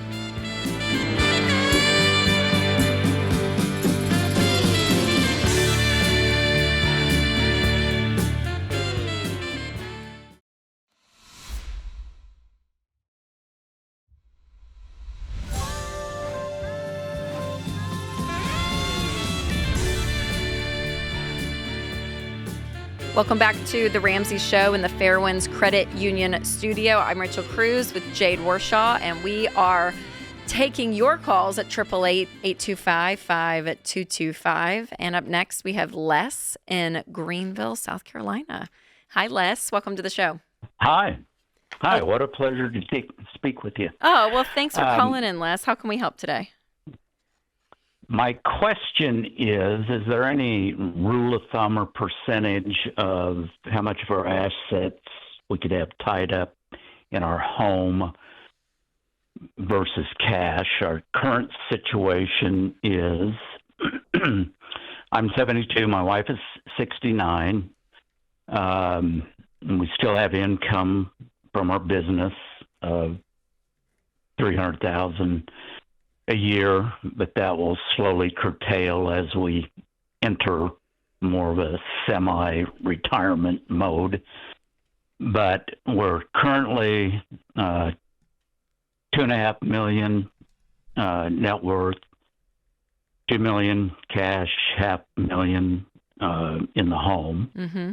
We were looking at a potential purchase or upgrading, or wouldn't this be nice in a home? We're a little bit spoiled. We've had 2 occasions where we've lived on the water on a lake. Mm-hmm. In our town, we have a small, they call it a mountain, but it's a small mountain that is overlooking. Yeah, but it has a limited number of home sites, or it's quite old. A lot of the homes are quite old up there, of about 120. It's overlooking the city with mountain ranges in the west. And so you're wanting to upgrade from the 500,000 or second home, second or upgrade? No, it would be primary home. Okay. What's it going to cost to get that house on the big hill? If it doesn't stay within 1 million or 1.1, then the deal's off the table. But then that would be a shift of we'd have $1 million in the house and $1.5 million in cash. How long will you continue to draw the 300,000, and how quickly do you think it'll, like, what will be the rate of deplenishment? I would, based on my projections, it won't completely end, but I projected that it'd be 5 years before we'd even have to start drawing off of any interest or anything in our investments. Oh, 5 years. Okay, that's great. And in the meantime, will you continue to invest from the 300,000? Please say yes. Oh, heavens, yes. Yeah. Here's brief background story. After bankruptcy and foreclosure at age 57, my wife's 54, we walked into a financial peace university class, nothing to our name, $320,000 in debt. In exactly 10 years, almost to the day, we said, well, when Dave showed us the path, we said, we're committing to this, we're doing this. Almost 10 years exactly. Wow. We hit the first million. The next 5 years, the second million. We're on track that the third million would be in 3 years. Yes. Increment. Unbelievable. So, gosh, Les, well done, you guys. That's incredible. Absolutely incredible. Yeah. So I am. Do you guys grateful to you folks? Oh, well, no, Les. I mean, you're the one that did it. I mean, seriously. And would you say 20 years ago? It'd be 16. 16 years ago. 16, okay. Yeah. Incredible. Yeah. So I think from the rough math, yeah, if you guys are able to, be able to get this 300,000, and I know you have to live on some of it, but yeah, in 4 years, that could easily become another million to throw in. So I think if you guys keep it around that $1 million mark from just the rough math of, even if you just didn't even add the other million, but you had the 2 million, and if you're living off 6% or whatever it may be, I think you guys will be totally fine. Do you have a good financial planner? Yes, I kind of hesitate because I've been kicking around just doing it myself. Sure, yes. No, that's fair. Yeah. So I think sitting down and kind of running out all the numbers with someone, because if you're 72 and in good health, I mean, you could live another 20 years. But I think, Jay, did you? Yeah, I was just looking through it. I mean, you should be putting away at least $3,750 a month. Does that feel about right for you? Yeah, currently or more. We're putting away $150,000 a year. Okay, great.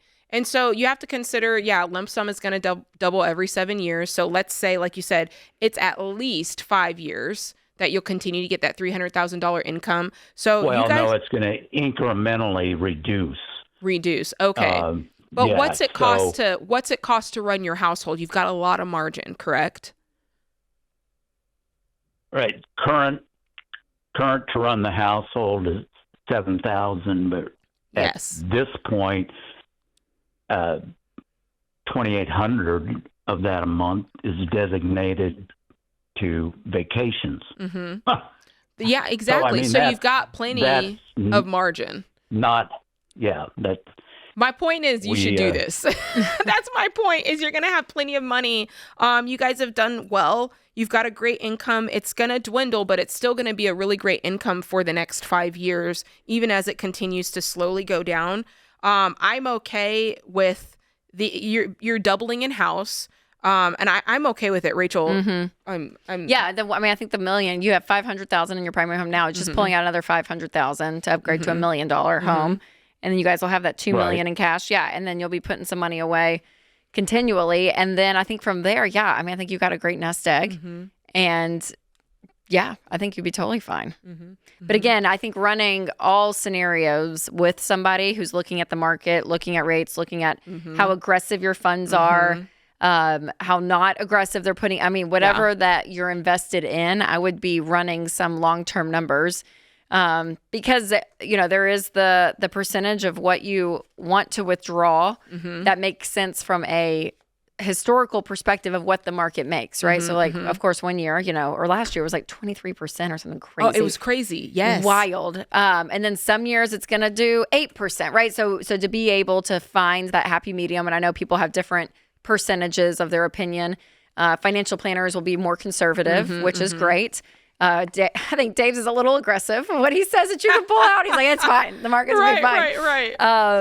But we run in those numbers long term for you and your wife over the next, map out 20 years and just see see what it brings you. But yeah, you should be totally fine, Les. I think you're being very conservative. And again, it's not this percentage, but the fact that everything's paid off too, because that is one thing we think about going into retirement, having a paid off house is a huge upside to when you start actually pulling some money from retirement of how much you actually need to pull. When you don't have to pull a mortgage or rent, like, man, that saves you a ton. That's right. So Les, well done. You and your sweet wife, 16 years ago, decided to change the game on what you guys do with your money. And it just proves that money is a long-term marathon, you guys, but it works. If you do the right stuff over and over again, it works.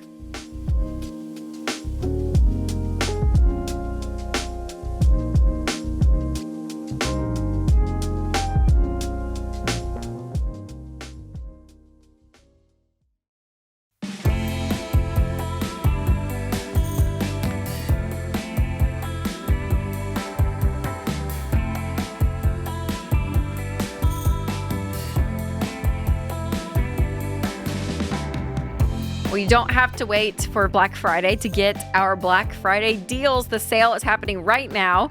It includes $12 best-selling hardcover books, $12 Questions for Humans decks, it's $6.99 audiobooks and ebooks, which is what I'm loving these days. Yes, indeed. $15 assessments and more. Just go to RamseySolutions.com/store, or if you're watching on YouTube or podcast, we'll leave a link in the description. All right, let's go to Kim in Salt Lake City. Hi, Kim. Welcome to the show. Hi. Thanks for having me. Yes, absolutely. How can we help today? I'm left a single mom, unemployed after a divorce, after 26 years of marriage.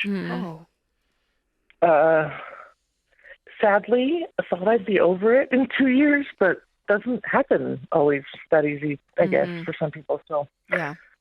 I'm at the stage where it's time that my divorce decree claims I need to either get my home in my own name or sell it. Okay. I have all the equity. I took that as alimony because I didn't want to disrupt. I had 7 children living at home at the time of the divorce. Okay. And I have 2. I rented my basement immediately, like the week my divorce was final. I put up a wall, rented the basement, went, I'm going to make this happen.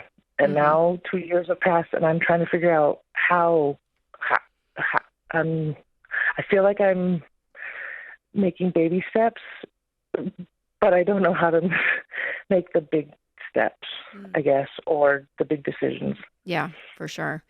How much equity is in the house, Kim? So it's an acre in horse land, and property value quoted as $1.4 million. I have to give a little off, I'm sure, for the state of part of the back acreage. And okay, so for $1.4 million, how much do you have left on the loan? $450,000. $450,000. Okay. And how much is the mortgage payment a month? I pay $2,880. Okay. How have you been handling that $2,880 with no income? The divorce, so we scheduled, we mediated November of 23. Divorce was final January of 24 so that he could claim us on his taxes, which I just realized, no wonder that's going to affect my college, my FAFSA. Anyway, right now, but that's a side note. The point is, the minute I had an inkling he was making decisions different than for our family, because he owns a business that's worth a few million, and I chose to just walk away and take equity in the home so I didn't have to disrupt my children. Sure. But how have you been paying for this mortgage currently? Because this has happened and you've been living. Because I've been saving. I had about $50,000 in savings. Okay, so you've just been pulling it out of that. Like somehow 400,000 turned into 40,000, what he could give me at divorce time, and I said fine. So you were given 400,000? Did I hear that right? No, we had that in the bank. He bought an Aston Martin. Understood. And, anyway, we won't go into that part. Okay. So you had 50,000 in savings, and you've been kind of just pulling it out every month to live, and now it's gone? I have food storage. Yes, I sold jet skis. I sold my truck because I don't have any debt besides my home. Never did. So I'm living off my truck payment right now. I'm going to accounting school, and I'm online. Okay, good. And I did get student loans. When will you be done with accounting school and able to work? I have like a year. That's the problem. I really think it's a self-esteem issue. Well, have you fought my unemployment? Yeah. I didn't get unemployment, and it destroyed me. I know I'm smart. I can do it. And you can. I figured out how to do all the accounting for his business for him. And I was just a stay-at-home mom, and I could have gotten the alimony of a stay-at-home mom. But then, when you work for 4 years, you're an able-bodied worker. So whoops. Yeah. Have you been in any counseling, Kim? Yes. Okay. I want you to continue with that because you're right. This is huge. Yeah. And Kim, are your kids all in school? Well, yes. So okay. my So like youngest two your youngest are high school, freshman and senior. Perfect. Okay, great. Because I was going to say, I think it would just be good for you, Kim, to your point about self-esteem. There's something about going through the actions after something that's just horrific. I mean, I can't imagine. I think what you've walked through is so difficult. It's so hard. I think it would take away anyone's self-esteem. I mean, like it's horrible. But I think there's something to be said about getting up in the morning, putting on an outfit, going and interacting with other people, and then coming home. And that may even be a receptionist at an accounting firm or something. You know what I mean? Like if there's a way to get your foot in the door just in that industry since you're going to school for it and make some connections, it's going to be really helpful. Right. But to do anything, Kim, I mean, honestly, I think it would just be really healthy for you to get out of the house, earn some money. Be around people. And you're going to have to because you are running out of money. So there is the self-esteem issue of that it's good for you to do this and get some wins under your belt.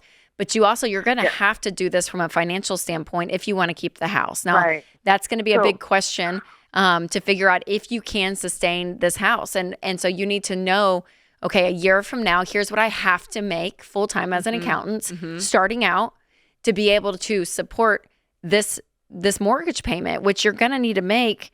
I mean, gosh, yeah. I mean, it's basically I a little bit put it off because I had a child with anxiety that really struggled. Yeah. Like every day for 8th grade, we ended up doing we're doing 2 periods a day. But you're okay. Are you in a place now though? I know there's a lot that happened then, but I really want to focus on now. Better. Exactly. And here's why. Let me tell you why. Because here's why. If you sell this house and you take $1 million from it, I'm afraid that you'll just burn through that and not work. And I don't want that for you. And that's what I'm afraid too. That's exactly, thanks for putting that into words. And so that's why I want you to take Rachel's advice. And today, this week, that be your number one priority is I'm going to look for receptionist jobs. And if I can't find a receptionist job, I'm going to look for another job answering phones. And if I can't find that, I'm going to pick anything, take anything. Or a local church. If there's a local church even to go get plugged into and work for them. Because Kim, to Jade's point, is so good because Kim goes with Kim.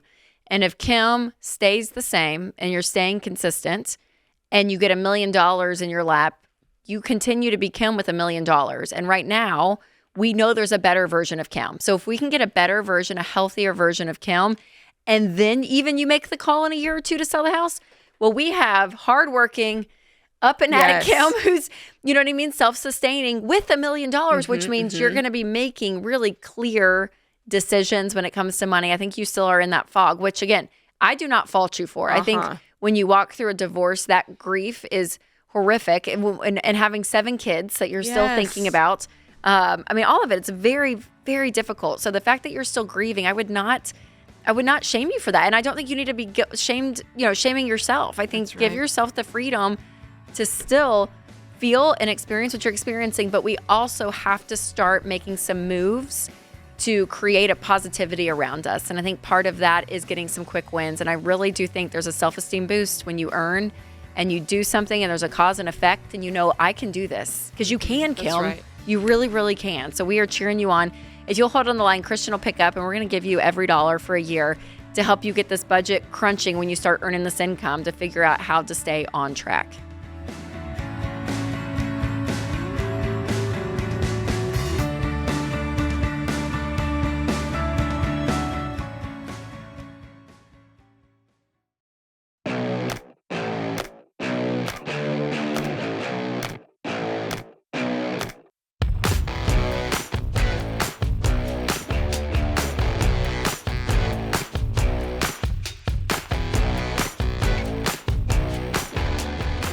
Well, it's not every day, Jade. We get 2 debt-free screams. What? In one show. And so we are so excited that on the stage, in the lobby, on the debt-free scream stage is Steve and Tanya. Welcome, you guys. Thank you. Hey, thanks, Rachel. Absolutely. Okay, where are you guys from?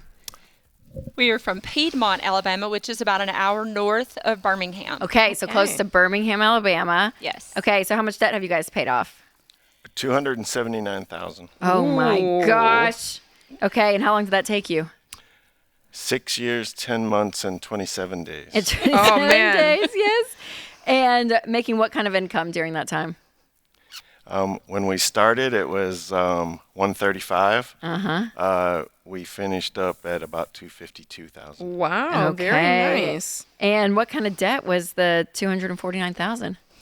Well, we had about $279,000. Yes, we had about 61 in consumer debt, Okay. like tractor, truck, a little bit of credit card, and the rest was our house. Oh, you did it. Oh, you paid off the house. We did. Everything completely debt-free in 6 years, you guys. Yep. Yes. Wow. Incredible. I mean, just below the 7-year mark. You guys did great. You guys really, amazing, you guys. Congratulations. Thank you. Okay, so what happened 6 years ago to make you think we want to go on this crazy journey and pay off our house? Right.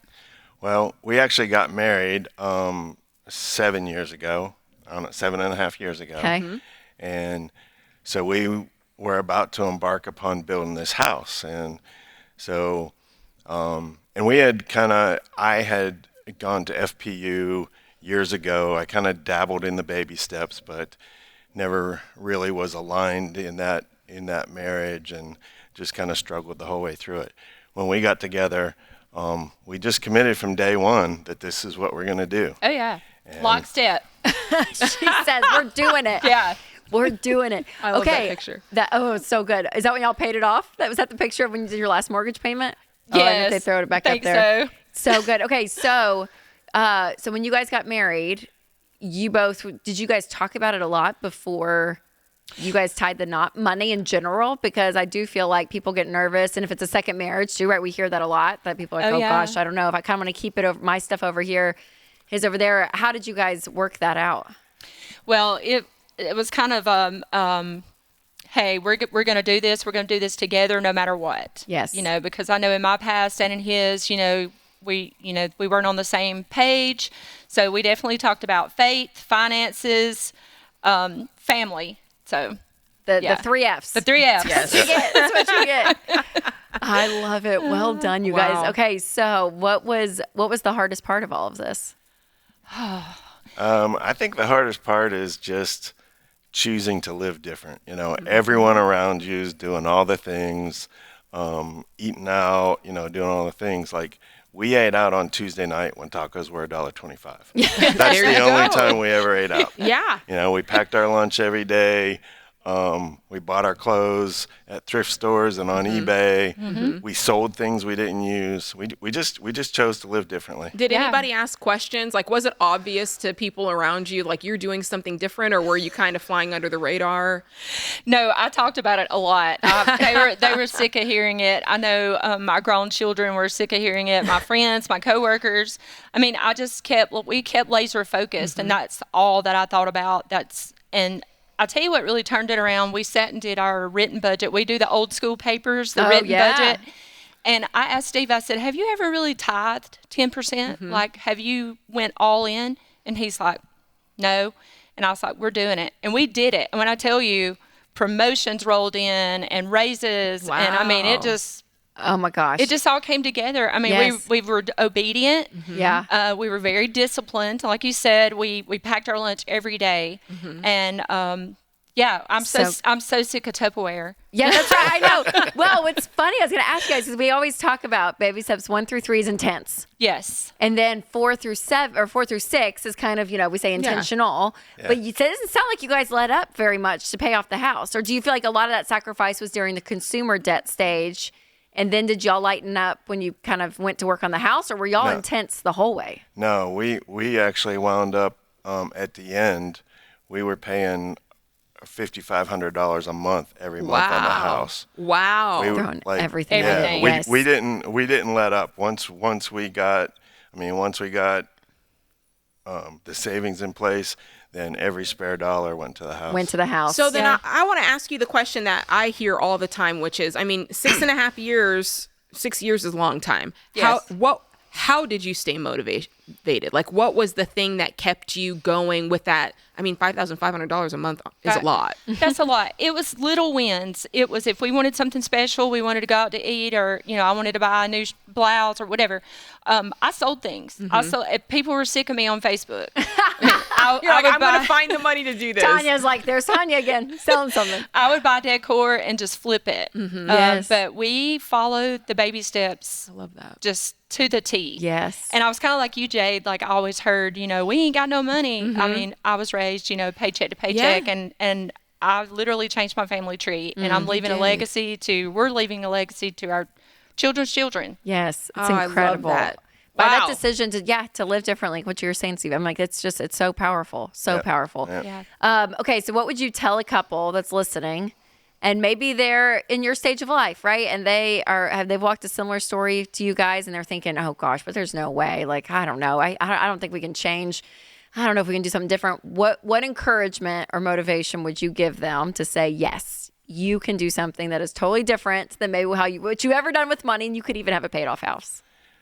Well, for me, I basically started over when I was 55 years old. And, so my message is that it's not too late. Yes. Yes. You can turn things around.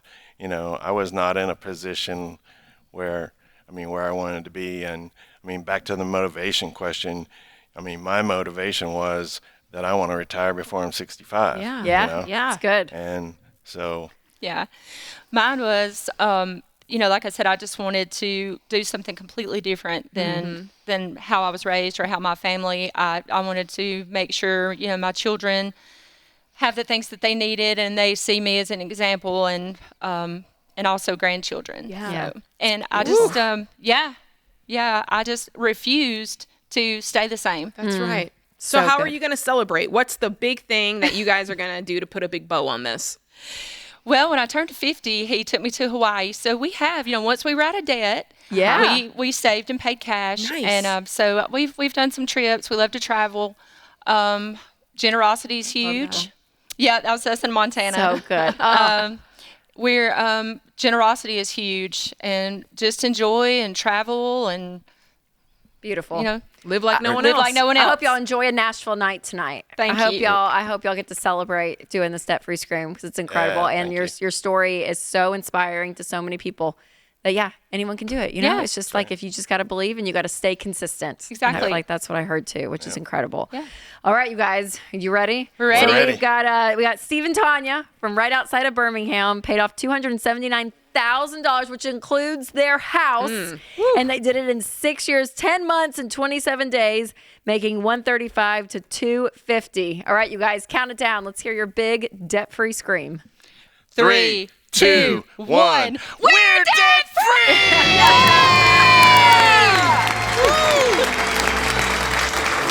Oh my gosh, so good. Do you know what I love about that is, they both said they had been married before, second marriages. And there is, and Steve said, I had to start over at 55. Mm-hmm. And there's just something about this redemption. That you get to, it's a second chance. There is something that I can still change what I've done. Mm-hmm. And because of that, still, their grown kids are watching them. That's right. And then their children's children, just like what Tanya was saying, there's just something beautiful about that legacy that even when hardship happens and occurs, which it has in all of our stories, but you can still change something. And that redemption is so beautiful for what they've done. Such encouragement and so excited for them. Well done, you guys. Well done.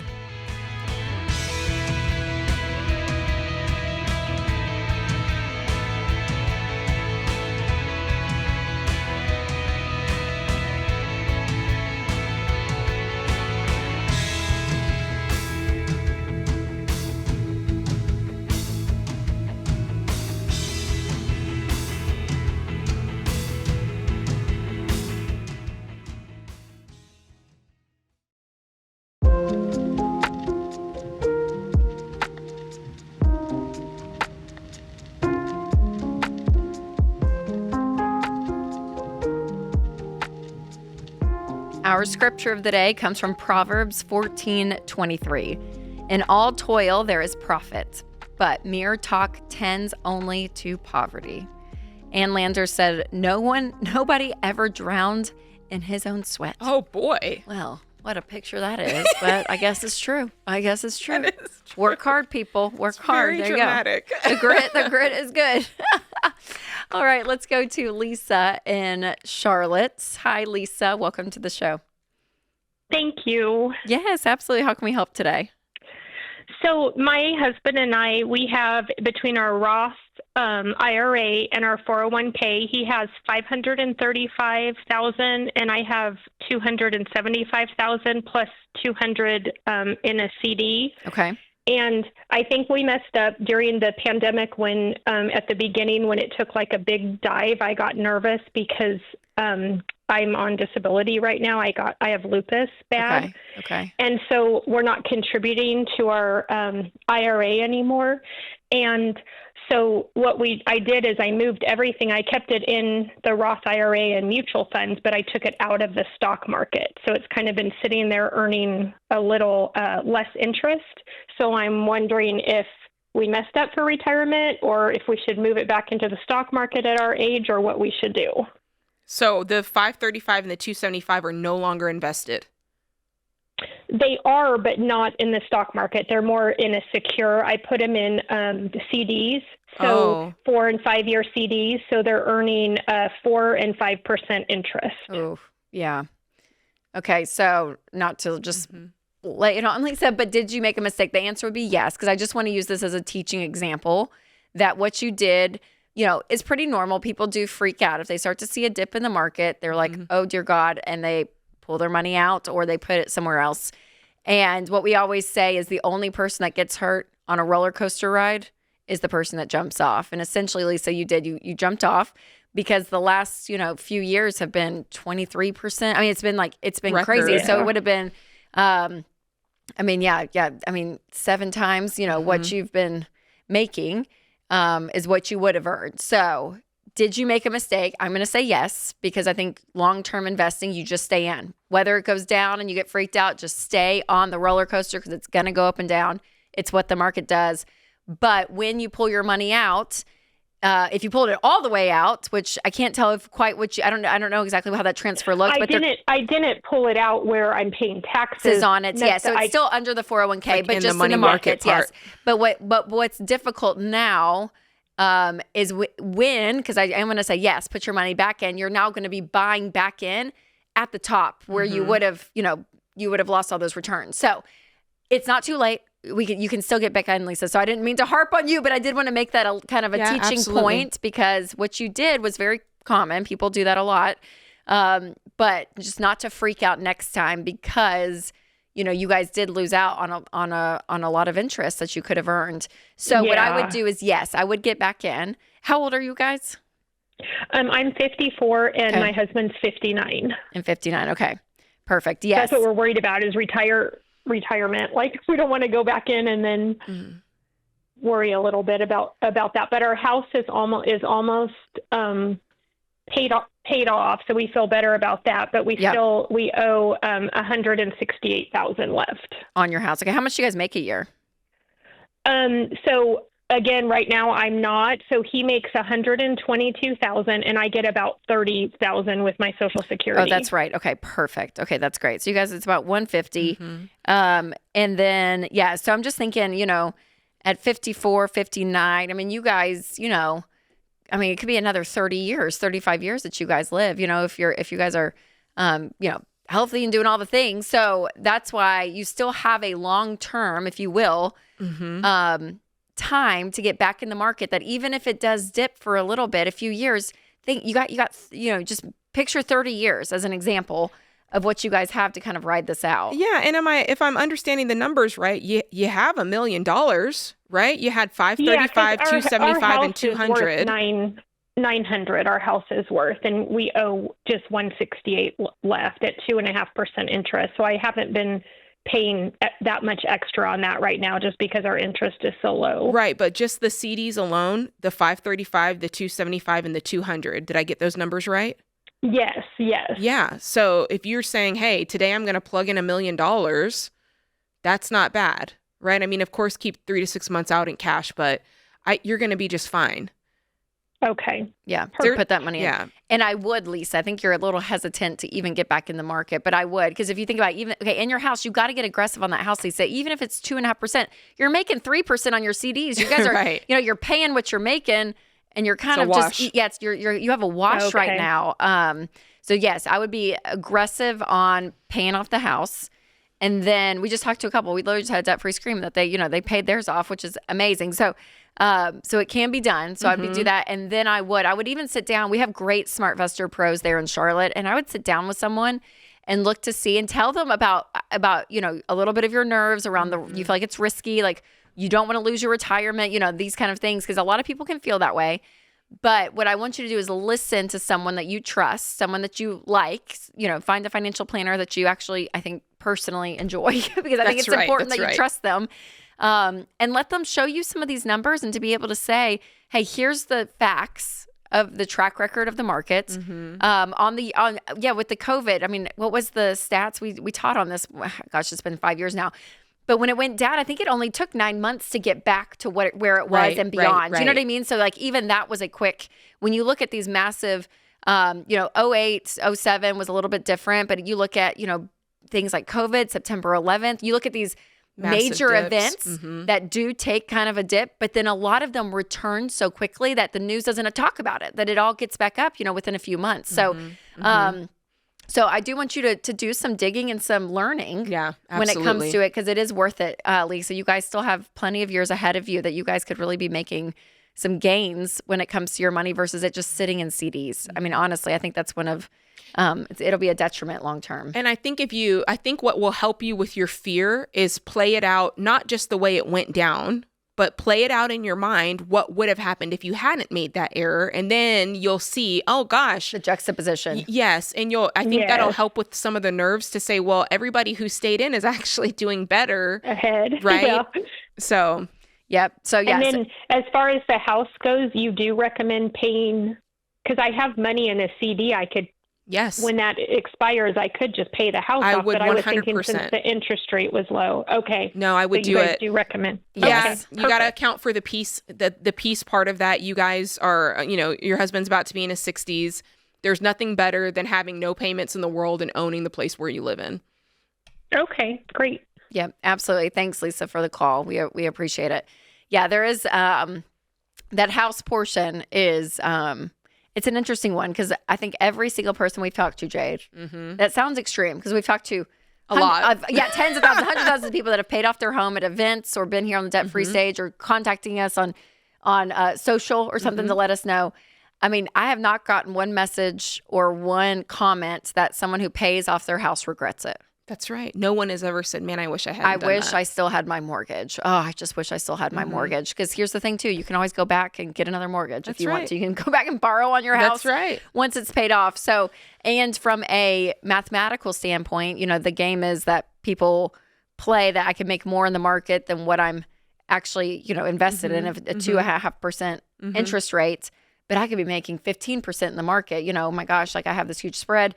But what doesn't, what you can't calculate, what you can't put in a spreadsheet or a formula is that peace of mind of knowing that my house, I don't owe anyone anything. And there's something so powerful about the autonomy of our money. Absolutely. And then I think about, I mean, this is just worst case scenario, but I think about the person who doesn't pay off their house and they go into retirement. And suppose you go into retirement in a really down or really low year. Yes. Now you've got less money in your accounts currently, and you've got your mortgage and this whole life of debt to keep up. So there are things to think about. Absolutely. Such a great point. But yeah, Lisa, thanks for the call. And I think that's you're a great example of what people are feeling and thinking sometimes. And so I really appreciate you calling in. All right, Jade, thanks for a great show. As always, thanks to our audience that always comes and visits us. We so appreciate you guys there in the lobby. Thanks to everyone in the booth. And remember, there's ultimately only one way to financial peace, and that's to walk daily with the Prince of Peace, Christ Jesus.